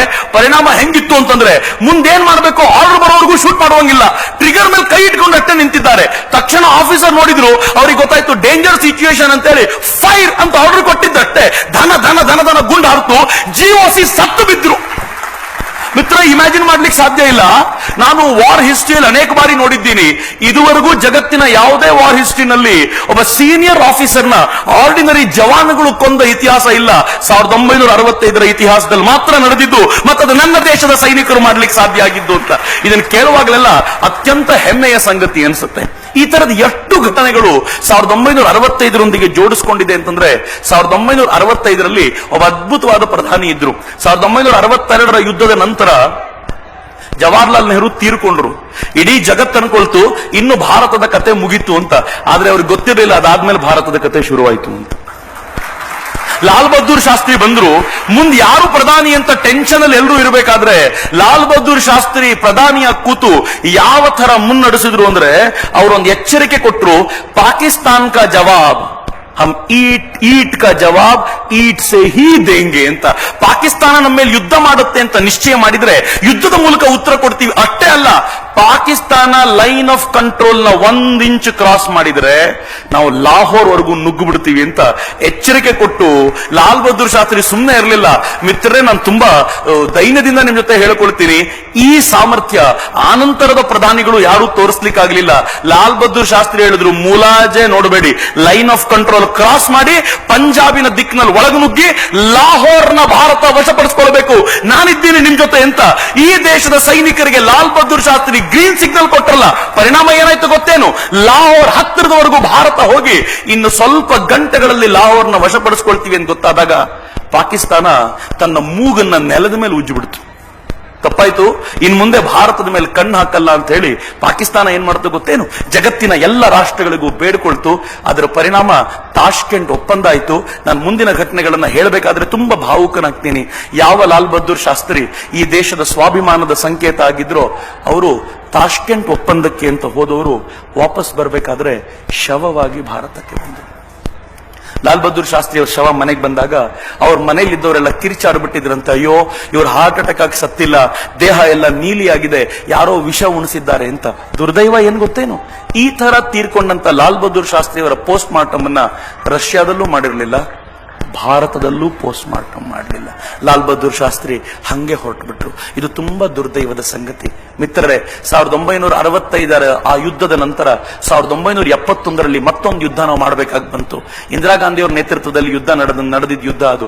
ಆ ಯುದ್ಧ ಹೆಂಗಿತ್ತು ಅಂದ್ರೆ, ಪಾಕಿಸ್ತಾನ 2 ಪೀಸ್ ಇತ್ತಲ್ಲ, east Pakistan and west Pakistan. ಈ ದೇಶ ಈಸ್ಟ್ ಪಾಕಿಸ್ತಾನದೊಳಗೆ ನುಗ್ಗಿತು. ಅಲ್ಲಿ ಮುಜಿಬುರ್ ರೆಹಮಾನ್ರಿಗೆ ಶಕ್ತಿ ತುಂಬಿ ನನ್ನ ದೇಶದ ಸೈನಿಕರು ಹೋರಾಟ ಮಾಡಿ ಪ್ರತ್ಯೇಕ ಬಾಂಗ್ಲಾದೇಶ ಅಂತ ತಯಾರು ಮಾಡಿಕೊಟ್ರು. ನಾನು ತಮಾಷೆ ಮಾಡ್ತಿರ್ತೀನಿ, ಪಾಕಿಸ್ತಾನ ಹೆರಿಗೆ ನೋವಿಂದ ನರಳುತ್ತಾ ಇತ್ತು, ಇಂದಿರಾ ಗಾಂಧಿ ಹೆರಿಗೆ ಮಾಡಿಸಿದ್ರು ಅಂತ. ಒಂದು ಪುಟ್ಟ ಮರಿ ಹುಟ್ಟಿತು ಆಮೇಲೆ ಅಂತ ಬಾಂಗ್ಲಾದೇಶ ಅಂತ. ಅದಕ್ಕೆ ಕಾರಣವಾದವ್ರು ನಾವು. 1999 ದೇಶದ ಮೇಲೆ ಪಾಕಿಸ್ತಾನ ಮತ್ತೆ ದಾಳಿ ಮಾಡಿದಾಗ ನಾವು ಸ್ನೇಹದಲ್ಲಿ ಮೈ ಮರೆತಿದ್ವಿ. ನಮ್ಮ ಮೇಲೆ ಪಾಕಿಸ್ತಾನ ದಾಳಿ ಮಾಡ್ತು. ಆ ದಾಳಿಗೆ ಈ ದೇಶ ಕೊಟ್ಟ ಪ್ರತ್ಯುತ್ತರ ಇದೆಯಲ್ಲ, ಇಡೀ ಜಗತ್ತು ಅಚ್ಚರಿಗೆ ಬೀಳುತ್ತೆ. ಯಾಕೆಂದ್ರೆ ಈ ದೇಶ ಮತ್ತೆ ತಯಾರಾಗಿರ್ಲಿಲ್ಲ ಅಂತ ಕಠಿಣವಾದ ಪರಿಸ್ಥಿತಿಯಲ್ಲಿ ಈ ದೇಶದ ಸೈನಿಕ ಹೋರಾಟ ಮಾಡ್ತಾ ಈ ದೇಶವನ್ನ ಮತ್ತೆ ನಮ್ಗೆ ಉಳಿಸ್ಕೊಡ್ತಾನಲ್ಲ, ಅವನನ್ನು ಕಂಡಾಗ ಬಹಳ ಹೆಮ್ಮೆ ಅನ್ಸುತ್ತೆ ನನ್ನ ನೆಚ್ಚಿನ ಮಿತ್ರರೇ. ಇವತ್ತು ನಮ್ಮ ಜೊತೆಯೂ ಅಂತ ಸೈನಿಕರಿದ್ದಾರೆ, ನಮ್ಮೂರುಗಳಲ್ಲೂ ಅನೇಕ ಸೈನಿಕರಿದ್ದಾರೆ. ಒಂದು ಕ್ಷಣ ಅವ್ರ ಜೊತೆಗೆ ನಾವು ಕಳೆಯೋ 1 ನಿಮಿಷ ಎಷ್ಟು ಆನಂದ ಕೊಡುತ್ತೆ ಅಂತಂದ್ರೆ ನಾನು ಅನುಭವಿಸಿದ್ದೀನಿ. ಅದಕ್ಕೋಸ್ಕರ ನಿಮ್ ಜೊತೆ ಹಂಚಿಕೊಳ್ತೀನಿ. 1 ರ್ಯಾಂಕ್ 1 ಪೆನ್ಷನ್ಗೋಸ್ಕರ ಈ ದೇಶದ ಸೈನಿಕರು ಹೋರಾಟ ಮಾಡ್ತಿರ್ಬೇಕಾದಾಗ ಸರ್ಕಾರವು ತಯಾರಿತ್ತು, ಸ್ವಲ್ಪ ಪ್ರೆಷರ್ ಬೇಕಿತ್ತು. ಹೋರಾಟ ಮಾಡ್ತಿರುವಾಗ ನಾವೆಲ್ಲ ತರುಣರು ಸೇರ್ಕೊಂಡು ನಿಶ್ಚಯ ಮಾಡಿದ್ವಿ, ಹಳ್ಳಿಗೂ ಹೋಗೋಣ, ಜನರಿಗೆ ಹೇಳೋಣ, ಸೈನಿಕರಿಗೋಸ್ಕರ ಇಷ್ಟಾದ್ರೂ ಮಾಡ್ಲಿಕ್ಕೆ ಆಗಲ್ವೇನ್ರಿ? ಯಾವುದೋ ಒಬ್ಬ ಸೈನಿಕ ನನ್ನ ಪೆನ್ಷನ್ ಸ್ವಲ್ಪ ಜಾಸ್ತಿ ಮಾಡಿ ಅಂತ ಕೇಳೋ ಪರಿಸ್ಥಿತಿ ಬರಬೇಕಾ? ಹಂಗಾಗಬಾರ್ದಲ್ಲ ಅಂತ ದೆಹಲಿಯ ಅಸೆಂಬ್ಲಿಯಲ್ಲಿ MLAಗಳ ಸ್ಯಾಲರಿಯನ್ನ 400% ರೈಸ್ ಮಾಡಿಕೊಂಡ್ರು. ಯಾರೂ ಕೇಳಲಿಲ್ಲ, ನಾವು ಸುಮ್ಮನೆ ಇದ್ವಿ. ಸೈನಿಕರ ಪೆನ್ಷನ್ ವಿಚಾರ ಬಂದಾಗ ರಾಜಕೀಯ ಮಾಡೋದು ಬೇಡ ಅನ್ನೋ ಕಲ್ಪನೆಗೆ ಹೋದ್ವಿ. 1 ಲಕ್ಷ ಸಿಗ್ನೇಚರ್ ಅನ್ನ ಈ ನಾಡಿನ ಜನ ನಮಗೋಸ್ಕರ ಕೊಟ್ಟರು. ಹಾರ್ಡ್ಲಿ 10 ಡೇಸ್, 10 ರಿಂದ 14 ದಿನಗಳಲ್ಲಿ 1 ಲಕ್ಷ ಸಿಗ್ನೇಚರ್ ಕಲೆಕ್ಟ್ ಮಾಡಿದ್ವಿ. ಅದನ್ನ ತಗೊಂಡು ಹೋಗಿ OROPಗೋಸ್ಕರ ಪ್ರತಿಭಟನೆ ಮಾಡ್ತಿದ್ದ ಆ ಸೈನಿಕರ ನಡುವೆ ಜಂತರ್ ಮಂತರಲ್ಲಿಟ್ಟರೆ ಅನೇಕ ಸೈನಿಕರು ಕಣ್ಣೀರಿಳಿಸಿದ್ರು. ನಾನು ಕೇಳಿದೆ, ಯಾಕೆ ಇಷ್ಟೊಂದು ಭಾವುಕರಾಗಿದ್ದೀರಿ ಅಂದ್ರೆ ಏನಂದ್ರು ಗೊತ್ತಾ? ಇಷ್ಟು ದಿನ ಸೈನಿಕರು ಮಾತ್ರ ಹೋರಾಟ ಮಾಡ್ತಿದ್ವಿ ಅಂತ ತಿಳ್ಕೊಂಡ್ವಿ, ಕರ್ನಾಟಕದಿಂದ ಜನರೂ ಹೋರಾಟಕ್ಕೆ ಬೆಂಬಲ ಕೊಟ್ಟಿದ್ದೀರಿ ಅಂತ ಗೊತ್ತಾದ್ಮೇಲೆ ಅಲ್ಲಿದ್ದವರೊಬ್ಬರು ನನಗೆ ಹೇಳಿದ್ರು, ಚಕ್ರವರ್ತಿ ಭಾಯಿ ऐसे ही मेरा भारत महान कहा नहीं जाता है, इसके लिए कहा जाता है मेरा भारत महान ಅಂತ ಹೆಂಗಿರ್ಬೋದು ಯೋಚನೆ ಮಾಡಿ ಅಂತ. ನಿಜವಾದ ಹೀರೋ ರೀ ಅವರು. ನಾವು ಯಾರನ್ನು ಹೀರೋ ಅಂತ ಕರಿತೀವಲ್ಲ, ಅವನು ಯುದ್ಧ ಬಂದ ಸಂದರ್ಭದಲ್ಲಿ, ಕಷ್ಟಗಳು ಬಂದ ಸಂದರ್ಭದಲ್ಲಿ ನನ್ನ ಹೆಂಡತಿ ದೇಶ ಬಿಟ್ಟು ಹೋಗು ಅಂತಂದ್ಲು, ಅದಕ್ಕೆ ಹೋಗ್ತಾ ಇದ್ದೀನಿ ಅಂತ ಹೇಳುವಂತ ಅಯೋಗ್ಯರು. ಆದ್ರೆ ಈ ದೇಶದ ಸೈನಿಕರಿದ್ದಾರಲ್ಲ, ಸಂತೋಷ್ ಮೆಹದಿಕ್ ಅದೇ ಸಂದರ್ಭದಲ್ಲಿ ಈ ದೇಶದ ಗಡಿ ತುದಿಯಲ್ಲಿ ಕಾದಾಡ್ತಾ ಪ್ರಾಣ ಕೊಟ್ಟಂತ ಸಂತೋಷ್ ಮೆಹದಿಕ್ರ ಹೆಂಡತಿ ನನ್ನ ಯಜಮಾನರು ಭಯೋತ್ಪಾದಕರ ಅಸಹಿಷ್ಣುತೆಗೆ ಬಲಿಯಾದರೂ ನಾನು ದೇಶ ಬಿಟ್ಟು ಓಡೋಗ್ತೀನಿ ಅನ್ಲಿಲ್ಲ. ನನ್ನ ಮಗನನ್ನು ಸೈನಿಕನನ್ನಾಗಿ ಮಾಡ್ತೀನಿ ಅಂತ ಶಪಥ ತೋರ್ತಾಳಲ್ಲ, ಅದು ಸಂತೋಷಮಯ ದಿಕ್. ಮಿತ್ರರೇ, ಗೊತ್ತಿರಲಿ ನಿಮಗೆ, ಈ ದೇಶದ ವಿಶೇಷ ಸಂಗತಿಗಳು ಎಂತವು ಅಂದ್ರೆ 1965 ಯುದ್ಧದಲ್ಲಿ ಬಹುಶಃ ಅಜಿತ್ ಸಿಂಗ್ ಅಂತ ಹೆಸರಿರ್ಬೋದು. ಆ ಅಜಿತ್ ಸಿಂಗ್ ಅನ್ನುವಂತ ಸೈನಿಕ ಹೋರಾಟ ಮಾಡ್ತಾ ಮಾಡ್ತಾ ಮಾಡ್ತಾ ಎಂತ ಭಯಾನಕವಾದ ಕದನ ಅವನದ್ದು ಅಂತಂದ್ರೆ, ಪಾಕಿಸ್ತಾನಿಯರ ಗುಂಡು ತಿಂದು ಒಂದು ನಾಲಾಗಿ ಬಿದ್ಬಿಟ್ಟ. ಅವನ ಶವ ಸಿಗ್ಲಿಲ್ಲ. ಅವನ್ ತೀರ್ಕೊಂಡ ಅಂತ ಹೇಳಿದ್ರೆ ಅವನ ಹೆಂಡತಿ ಒಪ್ಪಲಿಲ್ಲ. ನಮ್ಮ ಗಂಡ, ನನ್ನ ಯಜಮಾನ್ರ ಆರ್ಡಿನರಿ ಅಲ್ಲ ಬಿಡ್ರಿ, ಪಾಕಿಸ್ತಾನದ ಗುಂಡಿಗೆ ಸಾಯುವಂತವ್ರು ಅಲ್ವೇ ಅಲ್ಲ, ಅವರು ಬದುಕು ಬಂದೇ ಬರ್ತಾರೆ ಅಂತ ಧೈರ್ಯ ಅವಳಿಗೆ. 4th ರೆಜಿಮೆಂಟ್ ನ ಸೈನಿಕ ಆತ. ಆದ್ರೆ ಪದೇ ಪದೇ ಸೈನ್ಯಕ್ಕೆ ಎಡತಾಗ್ತಾ ಇದ್ಲು. ಕೊನೆಗೊಂದಿನ ಸೈನ್ಯ ಎಲ್ಲ ಯುದ್ಧ ಮುಗಿದ ನಂತರ ಅವನ್ ಬಟ್ಟೆ ಬೇರೆ ಏನ್ ಸಿಕ್ತೋ ಅದನ್ನ ತಗೊಂಬಂದು ಕೊಡ್ತು. ಅವನ್ ತೀರ್ಕೊಂಡಿದ್ದಾನಮ್ಮ ಅಂದಾಗ ಅವಳು ತುಂಬಾ ನೊಂದುಕೊಂಡು ಏನ್ ಹೇಳಿದ್ಲು ಗೊತ್ತಾ? ನನ್ನ ಯಜಮಾನ್ರಿಗೆ 4th ರೆಜಿಮೆಂಟ್ ಅಂದ್ರೆ ಬಹಳ ಪ್ರೀತಿ ಇತ್ತು. ಅವ್ರು ಯಾವಾಗ್ಲೂ ಹೇಳೋರು, ನನಗೊಂದು ಗಂಡ್ಮಗು ಹುಟ್ಟಿದ್ರೆ ಅವನನ್ನು 4th ಸೇರಿಸಬೇಕು ಅಂತ. ಅದೃಷ್ಟವಶಾತ್ ಅವರ ಗರ್ಭದಿಂದ ಒಂದು ನನ್ನ ಗರ್ಭದಲ್ಲಿ ಅವರದೊಂದು ಗಂಡು ಮಗು ಹುಟ್ಟಿದೆ. ನಾನು ಆ ಮಗುವನ್ನ 4th ಸೇರಿಸ್ತೀನಿ ಅಂತ ಹೇಳಿದ್ದಲ್ದೆ ಮಿತ್ರರೇ, ಮುಂದಿನದು ಬಹಳ ಚೆನ್ನಾಗಿದೆ. ಅಲ್ಲಿಂದ 22 ವರ್ಷಗಳ ನಂತರ ಅವ್ರ ಮಗ 4th ರೆಜಿಮೆಂಟ್ಗೆ ಸೇರ್ಕೊಂಡ. ಇವತ್ತಲ್ಲಿ ಆತ ಮೇಜರ್ ಆಗಿ ಅಲ್ಲಿ ಸೇವೆ ಸಲ್ಲಿಸ್ತಿದ್ದಾನೆ, ಇವತ್ತು ಇದ್ದಾನೆ. ಇದು ಭಾರತದ ಸಾಮರ್ಥ್ಯ ಅಂತ ನೆನಪಿಸ್ಕೊಳ್ಳಿ. ಕರ್ನಲ್ MN ರಾಯ್ ಒಂದು ವಿಶೇಷವಾದ ಪ್ರಶಸ್ತಿಯನ್ನ ಮುಂಚಿನ ದಿನ ಸ್ವೀಕರಿಸಿದ್ರು. ಅವರು ಪಾರ್ಟಿ ಮಾಡಬೇಕು, ವಿಷಯ ಹಂಚ್ಕೋಬೇಕು, ಅಷ್ಟು ಸಮಯ ಇಲ್ಲ. ಇದ್ದಕ್ಕಿದ್ದಂತೆ ಭಯೋತ್ಪಾದಕರ ದಾಳಿ ಆಯ್ತು. ಆ ದಾಳಿಯನ್ನ ಮೆಟ್ಟಿ ನಿಲ್ಲಬೇಕು ಅಂತ ಹೋದಂತ ಕರ್ನಲ್ MN ರಾಯ್ ಭಯೋತ್ಪಾದಕರ ದಾಳಿಗೆ ಗುಂಡಿಗೆ ಬಲಿಯಾದಾಗ ಅವರ ಶವ ಮನೆಗೆ ಬಂತಲ್ಲ. ಅವರ ಮಗಳು 9ನೇ ಕ್ಲಾಸ್ ಓದೋ ಮಗು. ಇದು ಯೂಟ್ಯೂಬ್ ನಲ್ಲಿ ತುಂಬಾ ಓಡಾಡಿರುವಂತ ವಿಡಿಯೋ. ದಯವಿಟ್ಟು ಮನೆಗೆ ಹೋಗೊಮ್ಮ ನೋಡಿ, ಮಕ್ಕಳಿಗೆ ತೋರಿಸಿ. 9ನೇ ಕ್ಲಾಸಿನ ಮಗು ಅಪ್ಪನ ಶವದ ಮುಂದೆ ನಿಂತ್ಕೊಳ್ತಾಳೆ. ಅವಳು ಸಡನ್ ಆಗಿ ಒಳಗ್ ಬಂದಿದ್ದು. ಎಲ್ಲ ಸೈನಿಕರು ನಿಂತ್ಕೊಂಡು ಸಲಾಮಿ ಕೊಡ್ಲಿಕ್ಕೆ ಅಂತ ಕಾಯ್ಕೊಂಡು ನಿಂತಿದ್ರೆ, ಈ ಹೆಣ್ಮಗಳು ಒಳಗ್ ಬಂದು ಅಪ್ಪನ ಶವದ ಮುಂದೆ ನಿಂತ್ಕೊಂಡು ಏನ್ ಹೇಳ್ತಾಳೆ ಗೊತ್ತಾ? ಒಂದು ಸೆಲ್ಯೂಟ್ ಹೊಡೆದು ಅವರ ಯುದ್ಧದ ವಾರ್ ಕ್ರೈ ನೆನಪಿಸ್ಕೊಳ್ತಾಳೆ. ಯುದ್ಧದ ವಾರ್ ಕ್ರೈ ಏನ್ ಗೊತ್ತೇನು ಅವರದ್ದು? ಹೋಕಿ ಹೊಯ್ನಾ ಅಂತ. ಹೋಕಿ ಹೊಯ್ನಾ ಅಂತಂದ್ರೆ ಮುಂದಿರೋ ಲೀಡರ್ ಕೇಳ್ತಾನೆ, ಆಗುತ್ತೋ ಇಲ್ವೋ? ಉಳಿದ ಸೈನಿಕರು ಹೇಳಬೇಕು, ಹೋಯ್ ಹೋಯ್, ಹಾಗೆ ಆಗತ್ತೆ, ಮಾಡೇ ಮಾಡ್ತೀವಿ ಅಂತ ಹೇಳಬೇಕು. ಇದವ್ರ ವಾರ್ ಕ್ರೈ. ಈ ಹೆಣ್ಣು ಮಗಳಿಗೆ 9ನೇ ಕ್ಲಾಸಿನ ಹುಡುಗಿಗೆ ಅಪ್ಪ ಹೇಳಿದೆಲ್ಲ ಚೆನ್ನಾಗಿ ಗೊತ್ತಿತ್ತು. ಅಪ್ಪನ ಶವದ ಮುಂದೆ ನಿಂತ್ಕೊಂಡ್ಲು. ತಡಿಲಿಕ್ಕಾಗತ್ತ ದುಃಖ. ಸೆಲ್ಯೂಟ್ ಹೊಡೆದು ಜೋರಾಗಿ ಒಂದು ಆವಾಜ್ ಕೊಟ್ಲು, ಹೋಕಿ ಹೊಯ್ನಾ. ಪಕ್ಕದಲ್ಲಿದ್ದ ಸೈನಿಕರೆಲ್ಲ ಒಂದು ಕ್ಷಣ ಗಾಬರಿ ಆದ್ರು. ಅವ್ರು ಎಕ್ಸ್ಪೆಕ್ಟ್ ಮಾಡಿರಲಿಲ್ಲ. 1-4 ಸೆಕೆಂಡ್ ನಂತರ ಅವ್ರು ಜೋರಾಗಿ ಘೋಷಣೆ ಕೂಗ್ಲಿಕ್ಕೆ ಶುರು ಮಾಡಿದ್ರು. ಹೋಯ್ ಹೋಯ್ ಅಂತ ಜೋರಾಗಿ ಘೋಷಣೆ ಕೂಗ್ಲಿಕ್ಕೆ ಶುರು ಮಾಡಿದ್ರು. ಒಂದು ವಾರ್ ಕ್ರೈ ಶುರು ಆಗ್ಬಿಡ್ತು. ಆ ಹೆಣ್ಮಗಳು ಹೊರಗೆ ಬಂದ್ರೆ ಒಂದು ಟಿವಿ ಪ್ರೆಸ್ ರಿಪೋರ್ಟರ್ ಆಕೆನ್ ಕೇಳ್ತಾನೆ, ಅಮ್ಮ ನಿನ್ ಜೀವನದ ಗುರಿ ಏನು? ಆ ಹುಡುಗಿ ಹೇಳಿದ್ಲು, ನಮ್ಮಪ್ಪ ಯಾವ ಕೆಲಸವನ್ನು ಅರ್ಧದಲ್ಲಿ ನಿಲ್ಲಿಸಿದ್ರೋ ಅದನ್ನ ನಾನು ಕಂಪ್ಲೀಟ್ ಮಾಡಬೇಕು ಅಂತಿದ್ದೀನಿ. ಏನ್ ಜೀವನ ರೀ ಇದು! ಈ ದೇಶದ ಪ್ರತಿಯೊಬ್ಬ ಸೈನಿಕ ತನ್ನ ಇಡೀ ಜೀವನವನ್ನ, ತನ್ನ ಮಕ್ಕಳನ್ನ, ತನ್ನ ಮನೆಯನ್ನ ರಾಷ್ಟ್ರಕ್ಕೋಸ್ಕರ ಸಮರ್ಪಿಸಬೇಕು ಅಂತ ನಿಶ್ಚಯ ಮಾಡ್ತಾನಲ್ಲ, ಪರಮವೀರ್ ವಂದನ ಅವನಿಗೆ ಸಲ್ಲಬೇಕು ಅಂತ. ಅಂಥವನ್ನ ನೆನಪಿಸ್ಕೊಳ್ಳುವಾಗ ಬಹಳ ಹೆಮ್ಮೆ ಅನ್ಸುತ್ತೆ. ಅವನ್ನ ನೆನಪಿಸ್ಕೊಳ್ತಾ ಒಂದು ಕ್ಷಣ ಭಾವುಕರಾದ್ರೆ, ಒಂದು ಕ್ಷಣ ಮನ ಕಲಕಿದ್ರೆ ಯಾವತ್ತೂ ಚಿಂತೆ ಮಾಡಬೇಡಿ. ನಾನು ಗ್ರೆನೇಡಿಯರ್ ಯೋಗೇಂದ್ರ ಸಿಂಗ್ ಯಾದವ್ ಅವರೆಲ್ಲ ಜೊತೆ ಕೂತಿದ್ದಾಗ ನನ್ನ ತರುಣ ಮಿತ್ರರಲ್ಲೊಬ್ಬ ಪ್ರಶ್ನೆ ಕೇಳ್ದ. ನಾನು ಸೈನ್ಯಕ್ಕೆ ಸೇರ್ಲಿಕ್ಕೆ ಆಗ್ಲಿಲ್ಲ, ಮನೆಯಲ್ಲೇ ಇದ್ದೀನಿ, ಏನ್ ಮಾಡ್ಲಿ ಸರ್? ಯೋಗೇಂದ್ರ ಸಿಂಗ್ ಯಾದವ್ ಏನ್ ಹೇಳಿದ್ರು ಗೊತ್ತಾ? ಮನೆಯಲ್ಲಿ ದೀಪ ಹಚ್ಚುವಾಗ ಈ ದೇಶ ಸದೃಢವಾಗಿರ್ಲಿ, ಈ ದೇಶದ ಸೈನಿಕರು ಹೋರಾಟ ಮಾಡ್ಲಿಕ್ಕೆ ಹೆಚ್ಚು ಶಕ್ತಿ ತುಂಬಲಿ ಅಂತ ಮನೇಲಿ ಪ್ರಾರ್ಥನೆ ಮಾಡುವಾಗ ಒಂದು ಪ್ರಾರ್ಥನೆ ನಮಗೋಸ್ಕರನು ಸಲ್ಲಿಸ್ಬಿಡಪ್ಪ, ಅದು ತುಂಬಾ ದೊಡ್ಡ ಕೆಲಸ ಮಾಡುತ್ತೆ ಅಂತ ಯೋಗೇಂದ್ರ ಸಿಂಗ್ ಯಾದವ್ ಹೇಳ್ತಾರಲ್ಲ. ನಾವೆಲ್ಲರೂ ಅಷ್ಟು ಮಾಡ್ಲಿಕ್ಕೆ ಸಾಧ್ಯ ಆದ್ರೆ ತುಂಬಾ ದೊಡ್ಡ ಕೆಲಸ. ತುಂಬಾ ದೊಡ್ಡದನ್ನೇನು ಕೇಳಲ್ಲ. ಕರೆದು ಸನ್ಮಾನ ಮಾಡೋದು ಒಂದು ಹಂತ. ಎರಡನೇದೊಂದಿದೆ, ಯಾರಾದ್ರೂ ನಿಮ್ಗೆ ಸೈನಿಕನಾಗಿ ನಾನು ಅಲ್ಲಿದ್ದೆ ಅಂತ ಸಿಕ್ಕಿದ್ರೆ ತುಂಬಾ ಅವನನ್ನ ಅವಜ್ಞೆ ಮಾಡಿ ಹೋಗ್ಬಿಡ್ಬೇಡಿ.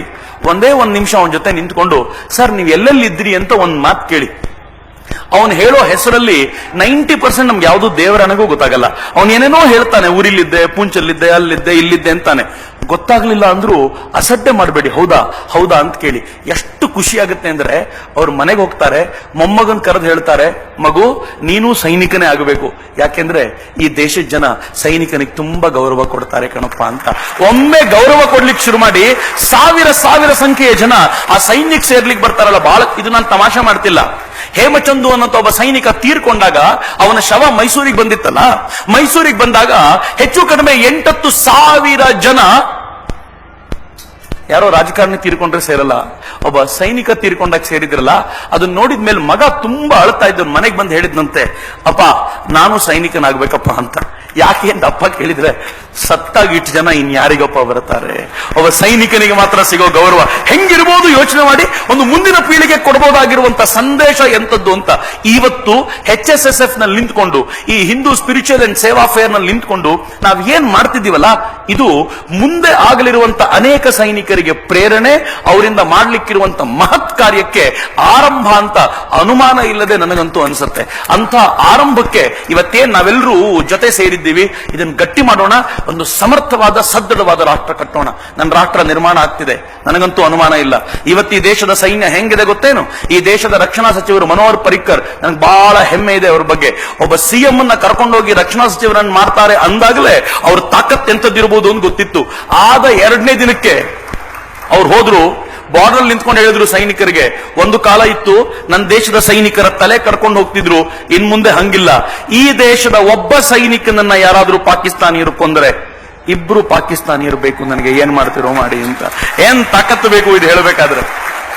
ದುರ್ದೈವ, ಪಾಕಿಸ್ತಾನಿಯರು ಅದಾದ ಕೆಲವೇ ದಿನಗಳಲ್ಲಿ ದಾಳಿ ಮಾಡಿದ್ರು, ಒಳಗೆ ನುಸುಳಿದ್ರು, ಈ ದೇಶ ರಿಟಾಲಿಯೇಟ್ ಮಾಡ್ತು.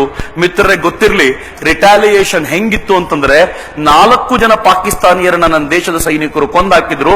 ಮೆಸೇಜ್ ಬಂತು, 1ಕ್ಕೆ 2 ಕೇಳಿದ್ರಿ, 4 ಕೊಟ್ಟಿದ್ದೀವಿ, ಸಾಕಾ ಕಂಟಿನ್ಯೂ ಮಾಡಬೇಕಾ? ಪಾಕಿಸ್ತಾನಿ ಸೈನಿಕರು ತಮ್ಮ ನೆಲದೊಳಗೆ ನಿಂತುಕೊಂಡು ವೈಟ್ ಫ್ಲಾಗ್ ತೋರಿಸಿ ದಯವಿಟ್ಟು ನಿಲ್ಲಿಸರ್ಪ ಅಂತ ಕೇಳುವ ಸ್ಥಿತಿ ಬಂದಿತ್ತಲ್ಲ, ಇದು ಇವತ್ತು ಭಾರತದ ಸಾಮರ್ಥ್ಯ ಅಂತ. ಇವತ್ತಿನ ಭಾರತದ ಸಾಮರ್ಥ್ಯ ಹೆಂಗಿದೆ ಗೊತ್ತೇನು ಮಿತ್ರರೇ? 5 ವರ್ಷಗಳ ಹಿಂದೆ, 3 ವರ್ಷಗಳ ಹಿಂದೆ, 2 ವರ್ಷಗಳ ಹಿಂದೆ ನಾವು ಮಾತಾಡುವಾಗ ಏನ್ ಮಾತಾಡ್ತಿದ್ವಿ ಗೊತ್ತಾ? We are better than Pakistan. ನಾವು ಜಗತ್ತಿನ ಮುಂದೆ ಹೇಳ್ಕೊಳ್ತಿದ್ವಿ, ಪಾಕಿಸ್ತಾನಕ್ಕಿಂತ ನಾವು ಚೆನ್ನಾಗಿದ್ದೀವಿ, ನಮ್ಮ ಹತ್ರ ಬನ್ನಿ ಅಂತ ಕೇಳ್ಕೊಳ್ಳೋ ಪರಿಸ್ಥಿತಿ ಇತ್ತು. ನಮ್ಮನ್ನ ನಾವು ಆ ಪಾಕಿಸ್ತಾನಕ್ಕೆ ಕಂಪೇರ್ ಮಾಡ್ತಿದ್ವಿ. ಆದ್ರೆ ಇವತ್ತು ಮಜಾ ಹೆಂಗಿದೆ ಗೊತ್ತೇನು? ಚೈನಾ ಹೇಳುತ್ತೆ we are better than India, please come to China ಅಂತ. ಹೆಂಗಿರ್ಬೇಕು ನಮ್ಮ ಸ್ಥಿತಿ? ಮಿತ್ರರೇ, ಬಹಳ ಜನ ನೀವು ಸುಮ್ಮನೆ ಗಮನಿಸಿ ನೋಡಿ, ಎಲ್ಲೆಲ್ಲಿ ಈ ದೇಶದ ಪ್ರಧಾನಿ ಹೋಗಿ ಬರ್ತಾರೋ ಅದಾದ 1 ವಾರ 15 ದಿನಗಳ ನಂತರ ಚೈನಾ ಪ್ರಧಾನಿನೂ ಅಲ್ಲಿಗೆ ಹೋಗಿ ಬರ್ತಾರೆ. ಅವ್ರು ಹೇಳಿದ ಮಾತಿಗೆ ಮರಳಾಗ್ಬೇಡಿ, ನಾವು ಇದ್ದೀವಿ ಅಂತ ಕನ್ವಿನ್ಸ್ ಮಾಡಬೇಕಾದ ಪರಿಸ್ಥಿತಿಗೆ ಬಂದ್ಬಿಟ್ಟಿದ್ದಾರೆ. ಇದು ಬದಲಾಗ್ತಾ ಇರೋ ಭಾರತದ ನಕ್ಷೆ ಅಂತ. ಈ ಭಾರತದ ನಕ್ಷೆಯಲ್ಲಿ ಹೊಸ ರಾಷ್ಟ್ರದ, ಹೊಸ ಭಾರತದ ಆ ನಕ್ಷೆಯನ್ನು ನಾವು ನೋಡ್ತಿದ್ದೀವಿ. ಆ ನಕ್ಷೆಯನ್ನ ಚೆನ್ನಾಗಿ ಮಾಡ್ಲಿಕ್ಕೆ ನಮ್ದು ನಿಮ್ದು ಪಾತ್ರ ಇದೆ. ಈ ಪಾತ್ರವನ್ನ ಸರಿಯಾಗಿ ನಿರ್ವಹಿಸೋಣ, ಭಾರತವನ್ನ ವಿಶ್ವಗುರು ಮಾಡೋಣ, ಅದಕ್ಕಿಂತ 1 ಇಂಚು ಕೆಳಗಬೇಡ ಅಂತ ವಿವೇಕಾನಂದರ ಕಲ್ಪನೆ ಅದು. ವಿವೇಕಾನಂದರನ್ನ ಯಾರೋ ಕೇಳಿದ್ರು, ನಿಮ್ಮ ಕನಸು ಏನು ಅಂತಂದ್ರೆ, ಸ್ವಾಮೀಜಿ ಹೇಳಿದ್ರು, ನನ್ನ ಭಾರತ ಜಗತ್ತಿನ ಎಲ್ಲ ರಾಷ್ಟ್ರಗಳ ಸಾಲಿನಲ್ಲಿ ಎತ್ತರದಲ್ಲಿ ನಿಲ್ಬೇಕು, ಅದಕ್ಕಿಂತ 1 ಗುಲಗಂಜಿಯಷ್ಟು ಕಡಿಮೆಯನ್ನು ನಾನು ಒಪ್ಕೊಳ್ಳೋದಿಲ್ಲ ಅಂತ. ಸ್ವಾಮೀಜಿ ಹೇಳಿರುವಂತಹ ಆ ಕಲ್ಪನೆಯನ್ನ ಅವ್ರ ಜೀವನದಲ್ಲಿ ಅವ್ರು ಏನ್ ಸಾಕಾರ ಮಾಡಿದ್ರೋ ಅದನ್ನ ಸಾಕ್ಷಾತ್ಕಾರಗೊಳಿಸಿಕೊಳ್ಳುವಂತ ಶ್ರೇಷ್ಠ ಅವಕಾಶ ನಮ್ಗೆ ಸಿಕ್ಕಿದೆ. ನಾವೆಲ್ಲರೂ ಸೇರಿ ಅಂತ ಅವಕಾಶದಲ್ಲಿ ಪಾಲ್ಗೊಳ್ಳೋಣ ಅಂತ ಹೇಳ್ತಾ, ನನ್ನ ನೆಚ್ಚಿನ ಮಿತ್ರರೇ, ಒಮ್ಮೆ ಉಚ್ಚಖಂಡದಲ್ಲಿ ಒಂದು ಜೈಕಾರ ನಾನು ಮತ್ತೆ ನೆನಪಿಸ್ಕೊಳ್ತೀನಿ. ನನಗೆ ಕರ್ಗಿಲ್ ಗುಡ್ಡದ ಬುಡದಲ್ಲಿ ನಿಂತಿದ್ದಾಗ ಒಬ್ಬ ಸೈನಿಕ ಹೇಳ್ದ, ಚಕ್ರವರ್ತಿ, ಮ್ಯಾಗಿ ತಿನ್ನೋ ಸಿಟಿ ಜನರ ಜೈಕಾರ ಬೇಡ, ರೊಟ್ಟಿ ತಿನ್ನೋ ಹಳ್ಳಿ ಜನರ ಜೈಕಾರ ಇದ್ರೆ ಕೊಡು ಅಂತ. ಈಗ ನಾನಂದೆ, ಸಿಟಿ ಜನರು ಮ್ಯಾಗಿ ತಿನ್ನಲ್ಲ, ಈಗ ಬ್ಯಾನ್ ಆಗಿದೆ, ತಲೆ ಕೆಡ್ಸ್ಕೊಳ್ಳೋ ಅಗತ್ಯ ಇಲ್ಲ, ಬಂದ್ರೂ ತಗೊಳಕ್ ಧೈರ್ಯ ಇಲ್ಲ. ಹೀಗಾಗಿ ರೊಟ್ಟಿ ತಿನ್ನೋ ಜನ ಒಮ್ಮೆ ಒಂದ್ಸಲ ಜೈಕಾರ ಕೊಡಿ. ಉಚ್ಚಕಂಠದ ಜೈಕಾರ, HSSF ನಿಂದ ಇದು ಇಡೀ ನಾಡಿಗೆ ಮೊಳಗುವಂತ ಜೈಕಾರ ಆಗ್ಲಿ. ಒಂದು ಸಲ ನನ್ನ ಜೊತೆ ಭಾರತ್ ಮಾತಾ ಕಿ, ಭಾರತ್ ಮಾತಾ ಕಿ, ವಂದೇ ವಂದೇ. ಒಂದ್ಸಲ 2 ಕೈಗಳನ್ನ ಗಾಳಿಗೆ ಬೀಸಿ ಜೈಕಾರ ಕೊಡಿ, ಭಾರತ್ ಮಾತಾ ಕಿ.